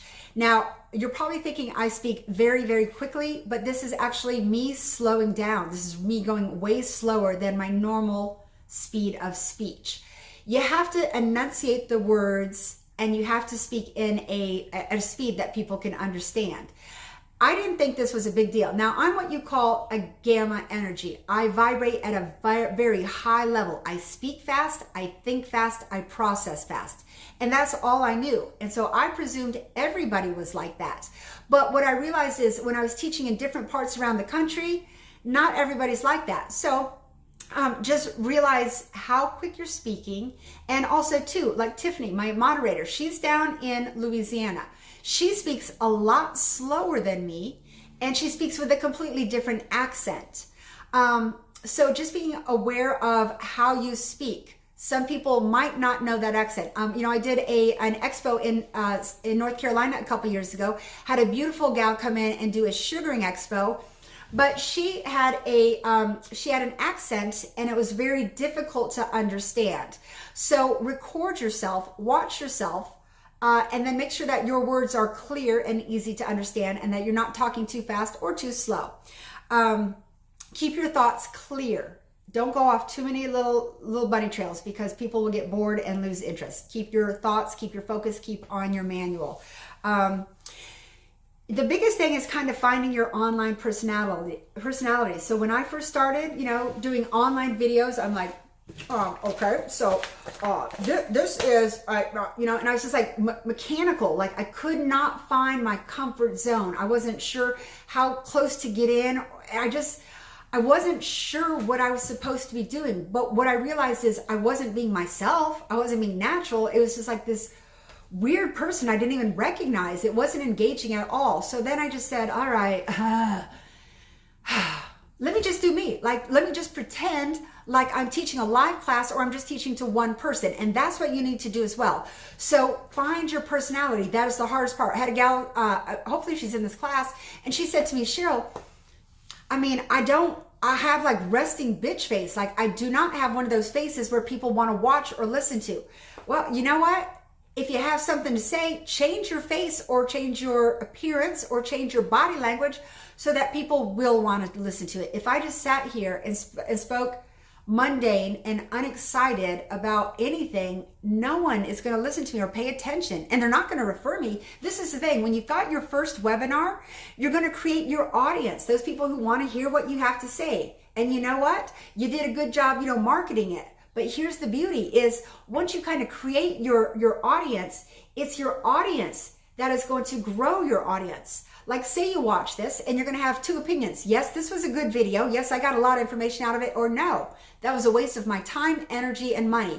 If it's a good one, that they're going to tell people, yes, this is a good one. Buy it, buy it, buy it. If it's a bad one, they're going to tell people, no, it's a waste of your money. And trust me, what I'm teaching you here is not new. It is not rocket science. You could turn on YouTube and you could watch the same exact video, but I've put it together in a way that hopefully makes sense to you. Somehow you found it based on my marketing and you're here with me now. You're going to be going through the exact same thing. So make sure it's good, make sure it's valuable, stay on task, and most importantly, don't try to bullshit people, right? That stuff will catch up with you quick.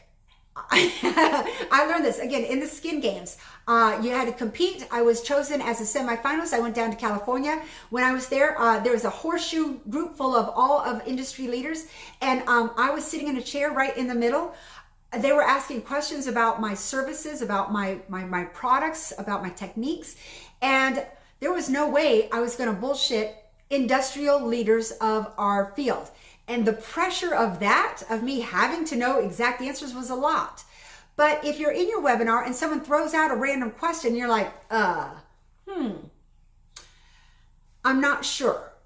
Just say that. Those words are okay. And you're going to be a lot more forgiven instead of just trying to fake it and just try to appear like you're the most knowledgeable person and you have all the answers when you don't. Just say, let me get back to you. You guys, I'm going to be sending you out an email follow-up for feedback or anything. I will answer that question in my follow-up feedback email. So don't get thrown off by it. Don't get thrown off of your game to be like, and then lose your focus and then start to question yourself like, am I even worthy? Just say, okay, you know what, I'm going to get back to you on that. And there have been plenty of questions along over my years where I'm like, let me get back to you. That's a great question. Thank you. Thank you for making me think.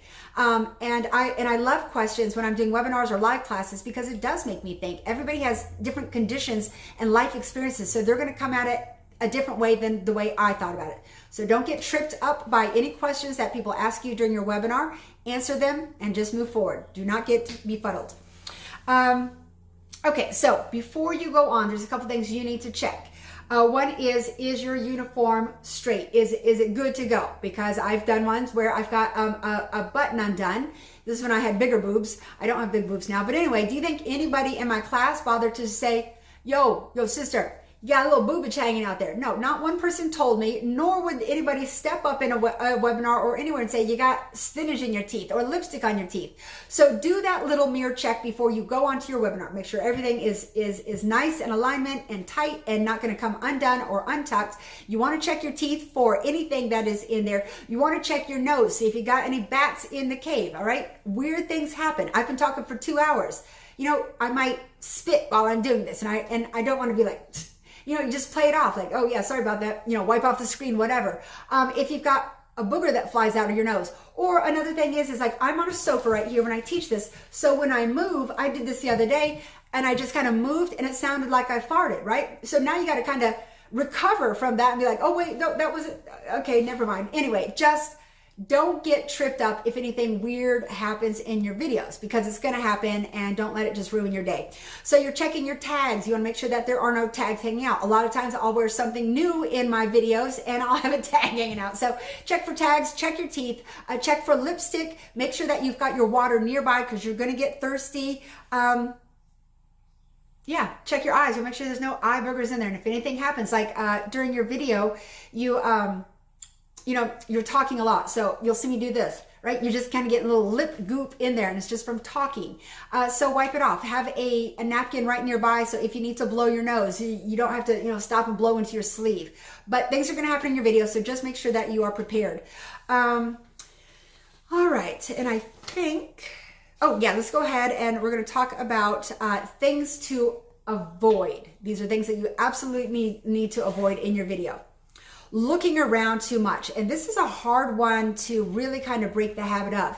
Say someone asks you a question and you're just making good eye contact with the camera, just like if I were talking to someone. But if someone asks me a question, a lot of people get in the habit of going,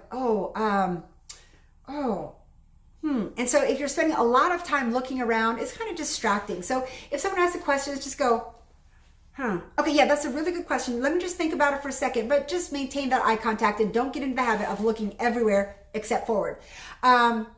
watching your hand and body movement. Again, just kind of sit your butt flat and just kind of stay stationary. When I really realized I was a hand talker was when I started massage school. Like if you're a massage therapist, you are not a hand talker, or you better not be a hand talker, because no one likes hand talkers when you're getting a massage. But anyway, watch what your hands do and watch what your face is doing. Practice it. Check your background, make sure it's not too busy. You want to check your lighting and make sure that you're not having like any dark circles or dark areas. Make sure that you watch your language. So we're not using a bunch of adjectives. You are actually using descriptive words during your webinar, whether to describe it, to sell it, or the actual webinar itself. Watch your posture, watch your body angles. Make sure too that you're not just talking to be talking. You're not just saying the same thing over and over and over. Say it, ask if there's any questions, and then move on. As far as the noise, make sure that there are no pets, no disturbances. And again, picking your day and your time based on if there's the garbage man or lawn maintenance or anything like that, so that it can be relatively quiet during your webinar. I mean, things are going to happen. It's inevitable, but just do the best you can to control your environment. Things to be aware of while you're doing this. Again, have a little napkin by. You're going to get little dry crusties in your mouth. You might have a runny nose. Like my nose runs a lot. It's spring here, so my nose runs a lot during video. So I need to have that little napkin nearby. Make sure it's there so you don't have to grab it. Another thing is hair in the eyes, right? You just want to kind of make sure that your hair is out of your eyes. You also, when you are ready to start this, the first thing that you want to do is when you start your webinar, welcome everybody. Hey everybody, welcome. This is our how to host your first webinar. Introduce yourself. Say who you are, why you're doing it, and like what your credentials are. How are you credentialed to do this video? Now, I didn't do that today because really, you know what? I'm not credentialed to do this video. But what I am is just an esthetician just like you who just started somewhere. And for me, my start was at the beginning of the Skin Games. I had to do a video a week. I didn't know how to do videos. I didn't know about angles or lighting or anything like that. All I knew is I had to get it done. And so just kind of pushing forward, hopefully you guys have got some confidence now and things that need to be done in order for you to have a successful webinar. All right, so now, when it comes time to creating your webinar, you've got your title, right? You've got basically the idea that you want to talk about. But the way I do it, this is my creative process, is I'll take a little piece of paper like this, and then I'll just kind of brainstorm every single thing that I want to talk about during this webinar. And each one will have a different word on it. So like, setup, what to wear, branding, product placement, lights, tripod, yeah. So what I'll do is then write all of those words down, and then what I have is, I don't know if you can see this, I have about 50 or 60 of these little pieces of paper, and all of these have just words that I want to talk about in my webinar. So from there, I'll break it into categories. Okay, so let's see, lighting, that's gonna go over on setup. Microphone, that's gonna go over on setup. Posture, that's gonna go over on setup. Question and answer, that's gonna be on how to exit. So I break it down into little subcategories, and then that's how I start to build my manual. So I took all of these, I would say there's about 100 here, and then I broke them down into subcategories. Then for me, in my webinar, all I'm doing is taking those subcategories and elaborating on it. Again, I don't want to have a bunch of slides where people can just read this information. I want to be able to expand on it so that they have a really good understanding and not just have to read it. Okay, so that's how I've got my webinar. Once I've got my webinar started, I've got all of my things in place. My webinar's going good. Now I'm ready to wrap it up. Again, staying on time is a really, really, really big one. But say you spoke a lot faster than you thought, and now you're way ahead of schedule. Say you've planned a 2-hour webinar, now you're at about an hour and a half. You're like, all right, well, how am I going to get out of this one? There's a couple of things you can do while you're going on. If you're seeing that you're moving very quickly and you're going to be ahead of schedule, just stopping and say, okay, we're going to stop here for just a second. That's going to allow you time to take a drink of water. Don't feel like you are in such a hurry to get through this that you cannot stop and get a drink of water or ask, does anyone have questions? Take that time. Because if you have a dry mouth and you're talking, you're gonna be like, whoa. And if people are watching, you're going, oh, my mouth is so dry. Just stop, get a drink of water and then continue on. Anyway, a couple of things you can do. Stop and ask questions. You you can do a little bit of a review. Okay, so this is what we've covered so far. Or you can play some games, or you can do prizes. Prizes are always good. All right, guys, we're gonna do a prize here. The first person who this is just an example, writes down an answer, holds up a piece of paper. Tell me, let's see, how, what percentage of your dermis is collagen, right? And so you could ask them a question, and if they know it, they'll be like, oh, I know that. And then they could hold up their answer. And so it's just an interactive way. And for me, my prizes, they could be something physical like my Zen butter, or what I'm going to be doing now is I'm going to be offering a prize, which is going to be another class. So I've got a dozen or so webinars that I'm doing. So my prize is going to be someone's going to win another class of their choice. So just think about a little something that maybe you want to give away, and that's going to be how you can buy time if you need to extend it out a little bit.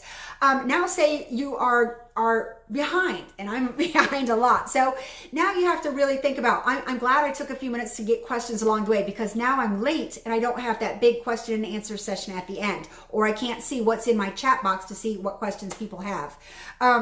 But if you are wrapping things up, this is how you're going to exit your webinar.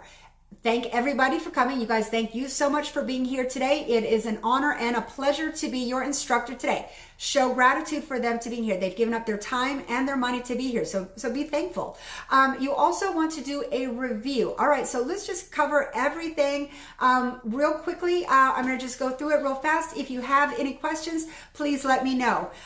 You can do a plug for a future class or for your next webinar. Now, this is where it gets a little bit salesy or gimmicky, is I could say, all right, you guys, listen, this coming Thursday, I've got an amazing class. It is called my Zen Facelift Massage class. This is where we're working that underlying structure to sculpt and retrain the muscles of our face, right? But that sounds kind of salesy coming from me. One thing you can do is, if you've got a moderator, and I've got Tiffany could say something like this. Okay, so Cheryl, we've got a couple questions here from people in class. You mentioned something about your cupping class. Can you go elaborate on that? Or you mentioned something about your gua sha class. Can you say that? Or you mentioned something about your massage class. Can you talk about that? So now she's kind of given me that little in. Oh yes, yeah, Thursday I've got a webinar and doing this. So your moderator can actually kind of do your little sales plug for you. And it's always a good idea to close out to say, all right, guys, thanks for coming here. If you're going to do a replay, don't forget this video is going to be available for replay. If you're going to do a replay, you need to figure out how long that replay is going to be available for. For me, my replay is going to be available for $30 or 30 days. Sorry, 30 days. After 30 days, you know what I'm going to do is I'm going to take that and I'm going to take my webinar video and I'm going to put it over to my online class. Now, I have an online program. It is Salon Gurus, and they're in Florida. And so now my $39 webinar is going to be transformed into an online class. They will still get the manual, the tools if necessary, and they will get that webinar. But it's going to be cleaned up a little bit more, so it's more of a class-like flow.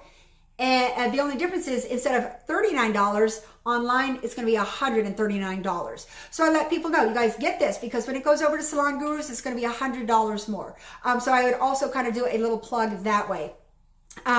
You can ask for questions. I mean, everybody's always going to have a question.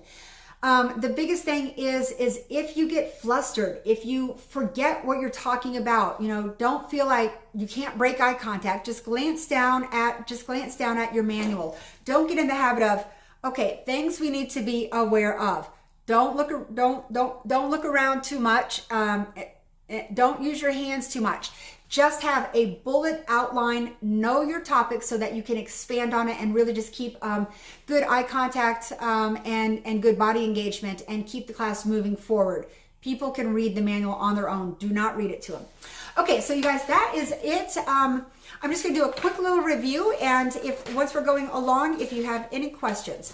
So today we just started with our stretch. I cannot tell you how important it is in no matter what your job to stretch every single day, but especially for us as estheticians, because what we're doing is highly repetitive motion. We're doing the same thing every day. That a lot of times is our chest rolled forward and we're twisting, grabbing stuff off our cart or our shelf. So it is always twisting to the same side and always being in that same motion, and we're always looking down at our clients. So posterior cervical spine, anterior chest, and lumbar spine, they're always going to be hurting. If you are not taking care of yourself in this career field, you're going to be out of a job. So I start every webinar with a stretch. That was going to be, hopefully you'll go back and do those. I mean, these you need to do while your clients are masking, while you're washing your hands in between clients. You need to always be stretching. So we started with our stretches. Next, we went into our topic. This is where you're going to decide your topic. You're going to figure out if you're going to make a niche, something new and exciting, or add a little twist to it in some way to make it inventive and exciting for you. You're going to do your pricing. You're going to pick out your day and your time. Remember, if you're going to have a replay, it's not as important if you're not going to have a replay. You're going to get your manual. That needs to be everything that you're going to be saying here, or at least broad outlines. Give your students a manual. If you're going to be delivering that manual via email, it needs to be done through Google Docs. Again, that's going to save you a lot of headaches between going from a Word document over to a Mac. Save it as a PDF, send it out as a PDF, and you will have no problems. As far as your tools, if you're going to be using tools, just remember that it's going to cost you, no matter how small, minimum $4 per person to mail your tool out. Not only that, that's going to decrease from your bottom line, but this was a little tiny package. So I had a couple of my packages get lost. Now I have to go back and do more work to remail them, and I have to track them, and it's going to cost me more because I have to resend the product. So if you're going to do the product, take into account how much it's going to cost you for the product, and how much it's going to cost to mail, and how much this is going to cost to package it all up, and then add that into your price if you're going to be charging a price for your class. Okay, and our platform. Again, we're on a platform. I walked you through the Zoom platform today, but you can go with any platform that you want. I've used several of them. They're all basically the same in my opinion. And again, all this is my opinion. There is not one that is better than the other. Okay, so from there we went into our prep to get ready to do our webinar. On that one we covered our angles. All right, so remember, you're looking up at the camera. You're not going to be looking down at it. You want to watch your posture. You want to make sure that you are dressed professionally for this, and you want to make sure that you've got good lighting. That lighting is coming directly at your face. If you've got any branding or logoing, like in my back or on my chest, you want to make sure that that's in there as well, so that people can connect your logo to you. If you are a soft talker, make sure that you speak up for this, or you get that external mic. If you are using any props in your video, make sure that your props are right beside you. Make sure that your phone is on Do Not Disturb. Make sure that your door says Do Not Ring the Doorbell. Make sure your kids are out of the room. Make sure your pets are out of the room so that you can stay focused during the entire time of your webinar. Make sure that you have got, if you're not using a laptop, if you've got your camera or you're doing a dual filming of it, make sure that you've got a tripod and your tripods are set up at the right angle. Just remember this, whatever you're seeing is what your students are seeing, okay? So if you're going to show something, right, I wouldn't show it, here you can't see it. I need to make sure that I am right up to my camera so that I can see whatever it is I'm describing to. So just remember, what you are seeing is what your students are seeing. Okay, and then practice. Again, practice till those words flow easily. Practice in front of a mirror. When you're comfortable with that, do a video. Once you're comfortable with your video, send your video out to a couple friends and say, all right, you guys give me some feedback. Tell me how I can do better. I did that for years. How can I do better? The average thing was always, you need to slow down talking. I tried. This is the best I can come up with. But your friends, get those honest friends, the ones that are not going to sugarcoat it, the ones that are going to give you that real feedback. Okay. And then lastly, for your setup is you're going to want a moderator. It's just going to make your life easier. Like you see today, Tiffany's my moderator. She doesn't have a super big role, but she's there. If I need her, she's there for me. And it's just kind of comforting to have that. I did one the other day where I didn't have a moderator, and it was just a little bit harder. So I do recommend a moderator regardless of your platform. You need to decide if you're going to do it for free or to charge it. If you're going to charge it, come up with that price. Do your research, see what other people are charging, see what other people are including for that price. Switch yours up just a little bit. Once you have, you know what? I didn't even talk about this one. So, for my video camera, I use the Power Director. That's going to work great. But there are a couple other video programs I didn't mention, and I want you to write these down. Say you're doing your promo video, and a promo video is going to be 1 minute. All right. You can do a 1-minute promo video on Instagram or on YouTube. If it goes over a minute, it's going to be cut off. So make sure that your promo video for your webinar is less than 1 minute. Or you can just do a video. But if you're going to do a little promo video, there's this program called Magisto. That is Magisto.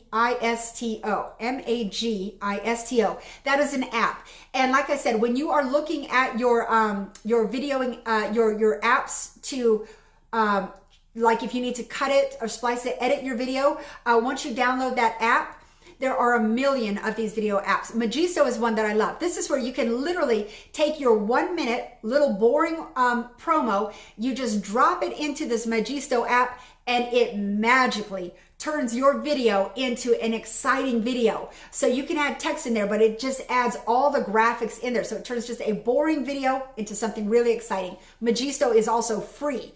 So play around with these different videos. You do not want to get in the habit of promoting the same video all the time, because people will tune it out. They won't even pay attention to it. So I download these free apps all the time, and I'm always just putting out little marketing material through those free apps. It's easy and it's fun, and it just brings your video to life. Okay, another thing is this. Say you're practicing your video and you have the words that you want to say, like say they're in your manual, and you don't want to read them. One thing you can do, this is an app, it's called Big View. B-I-G-V as in Victor, U. Big View. What this is going to do is it is going to be just like a newscaster. You type in the verbiage that you want to say, and then it's just going to scroll in front of you. So as I'm looking at the camera here, I'm just looking at the camera, but the words are scrolling in front of me. So all I'm doing is reading the words. That is an easy way to get started if you find yourself getting flustered with words. So that's called Big View. Give it a try. You can control the speed that it scrolls through to fast or slow. It takes a minute to kind of play around with it, but that is like a little crutch, if you will. If you're nervous about talking, you can do it that way. And then just that platform conversion, that's going to be from either you sending out your Zoom video or editing it on your phone and putting it into an app and then sending it out that way. But anyway, so that is going to be your editing part of it. You've really just got to play around with it. It is not hard, but you just drop your video into the app, you splice out what you want, and then at the end you produce the video. And it's not that hard, but it does take a little bit of practice. All right, so once you have got you've got everything ready, you are now ready to prepare to continue preparing for your video. This is where you're going to start on social media. You can either do a boost, or you can do that organic reach, or you can share out to groups where your video would most likely sell. Now in these groups, you have to be a little bit aware of, like on some of them, you can only promote on certain days. And if you do it on different days, then they kick you out. Trust me, I get kicked out all the time because I just forget. I mean, every page has a different rules. So just being aware of what you're posting and where, so that you can get the most effectiveness promotion with $0 spent on promoting. Just get it out there as many ways as you can yourself. That is organic promoting, and it's the best. Let's see. Remember that you are selling you. So get comfortable selling you. Watch yourself, get used to it until you can say, yes, this is why you need to take my webinar, because blah, blah, blah, and blah, blah, blah, and blah, blah, blah. It's going to help your business. You don't want to miss it, right? Aside from promoting your webinar, you also kind of want to give like a little special promotion deal. So as an example, for my gouassage class, this stone, it's a $40 stone. It's my custom cut stone. It's a $40 stone, was included in the webinar if they signed up before the webinar, but it was not included if they signed up after the webinar. Now, I had a lot of people sign up for class after the webinar, and they just get the replay, which is still a great learning way. They still get the manual, but they didn't get the tool included. So you want to kind of, just as an idea, offer an incentive for signing up early. Okay, so that's going to be your marketing. You got to be able to sell yourself. You're the only one that can do it. No one else is going to sell you or your webinar the way you can. So get good at it. Create that compelling description when you're talking about it using descriptive words and not adjectives. Put it out onto your social media or email or text, whichever way you want, but just get it out there. If you are going to do any marketing, make sure that you set your cap onto your budget through Facebook or IG so that you do not overspend. And then also try tags, try funnels. Remember that you cannot post those BNAs. They will not let you promote it. And then you also just want to add text in there so people know what they're looking at. They know how to get in contact with you, and they can, decide based on your promo if this is something they want to watch and pay for, or if they're just going to scroll by it. There's a million of them out there, so you need to make yours special and different and exciting. Your point of sale, this is how people are going to sign up for your class. That's going to be on you. The day of your webinar, show up early, get there early, right? I usually come out 10-15 minutes early. I can talk to people ahead of time, which is always really nice. But you just want to make sure that your lighting is okay. Make sure that you have got enough storage on your phone. So again, you might need to delete out some videos so that you've got enough storage for a couple hours or however long your video is. Be engaging, be authentic, right? Do not try to pretend to be anything you're not. Even if you saw someone else and you're like going, wow, they have the greatest personality, that's what I want to be like in my video. Just don't, just do you. It's your comfort zone, and it will come across the camera as being most authentic. I mean, it's so different when I can't interact with you and I can't touch you. So I just have to presume that you are getting this information. Now, at first I was really, really skeptical, but then I started seeing the results that people were sending me from taking the class, their BNAs. And I was like, okay, this is a real viable way for people to learn, but you have to be able to describe things. When I became really good at this was, I'm a yoga instructor. So when I'm down on the floor, laying down supine, lights are out, people aren't looking up at me to see what I'm doing. They're just listening to me. So I need to use those descriptive words to let them know what to do and how to do it and when to do it without having to look at me. And when you're selling your product, make sure you've got those descriptive words that are going to sell the product itself so that they know everything there is to know about it and they feel confident in it. The day of the webinar, you want to make sure that you've got everything nearby so you don't have to run and grab stuff. You want to make sure that you've got water nearby. You want to do the check on your face, your nose, your mouth, your tongue. Make sure everything is looking good there. Make sure that you're looking up, you got your lights. Make sure that you are not BSing to anybody. And you guys, that is as far as that, avoiding any extra noise, avoiding looking around too much, avoiding extra body movements.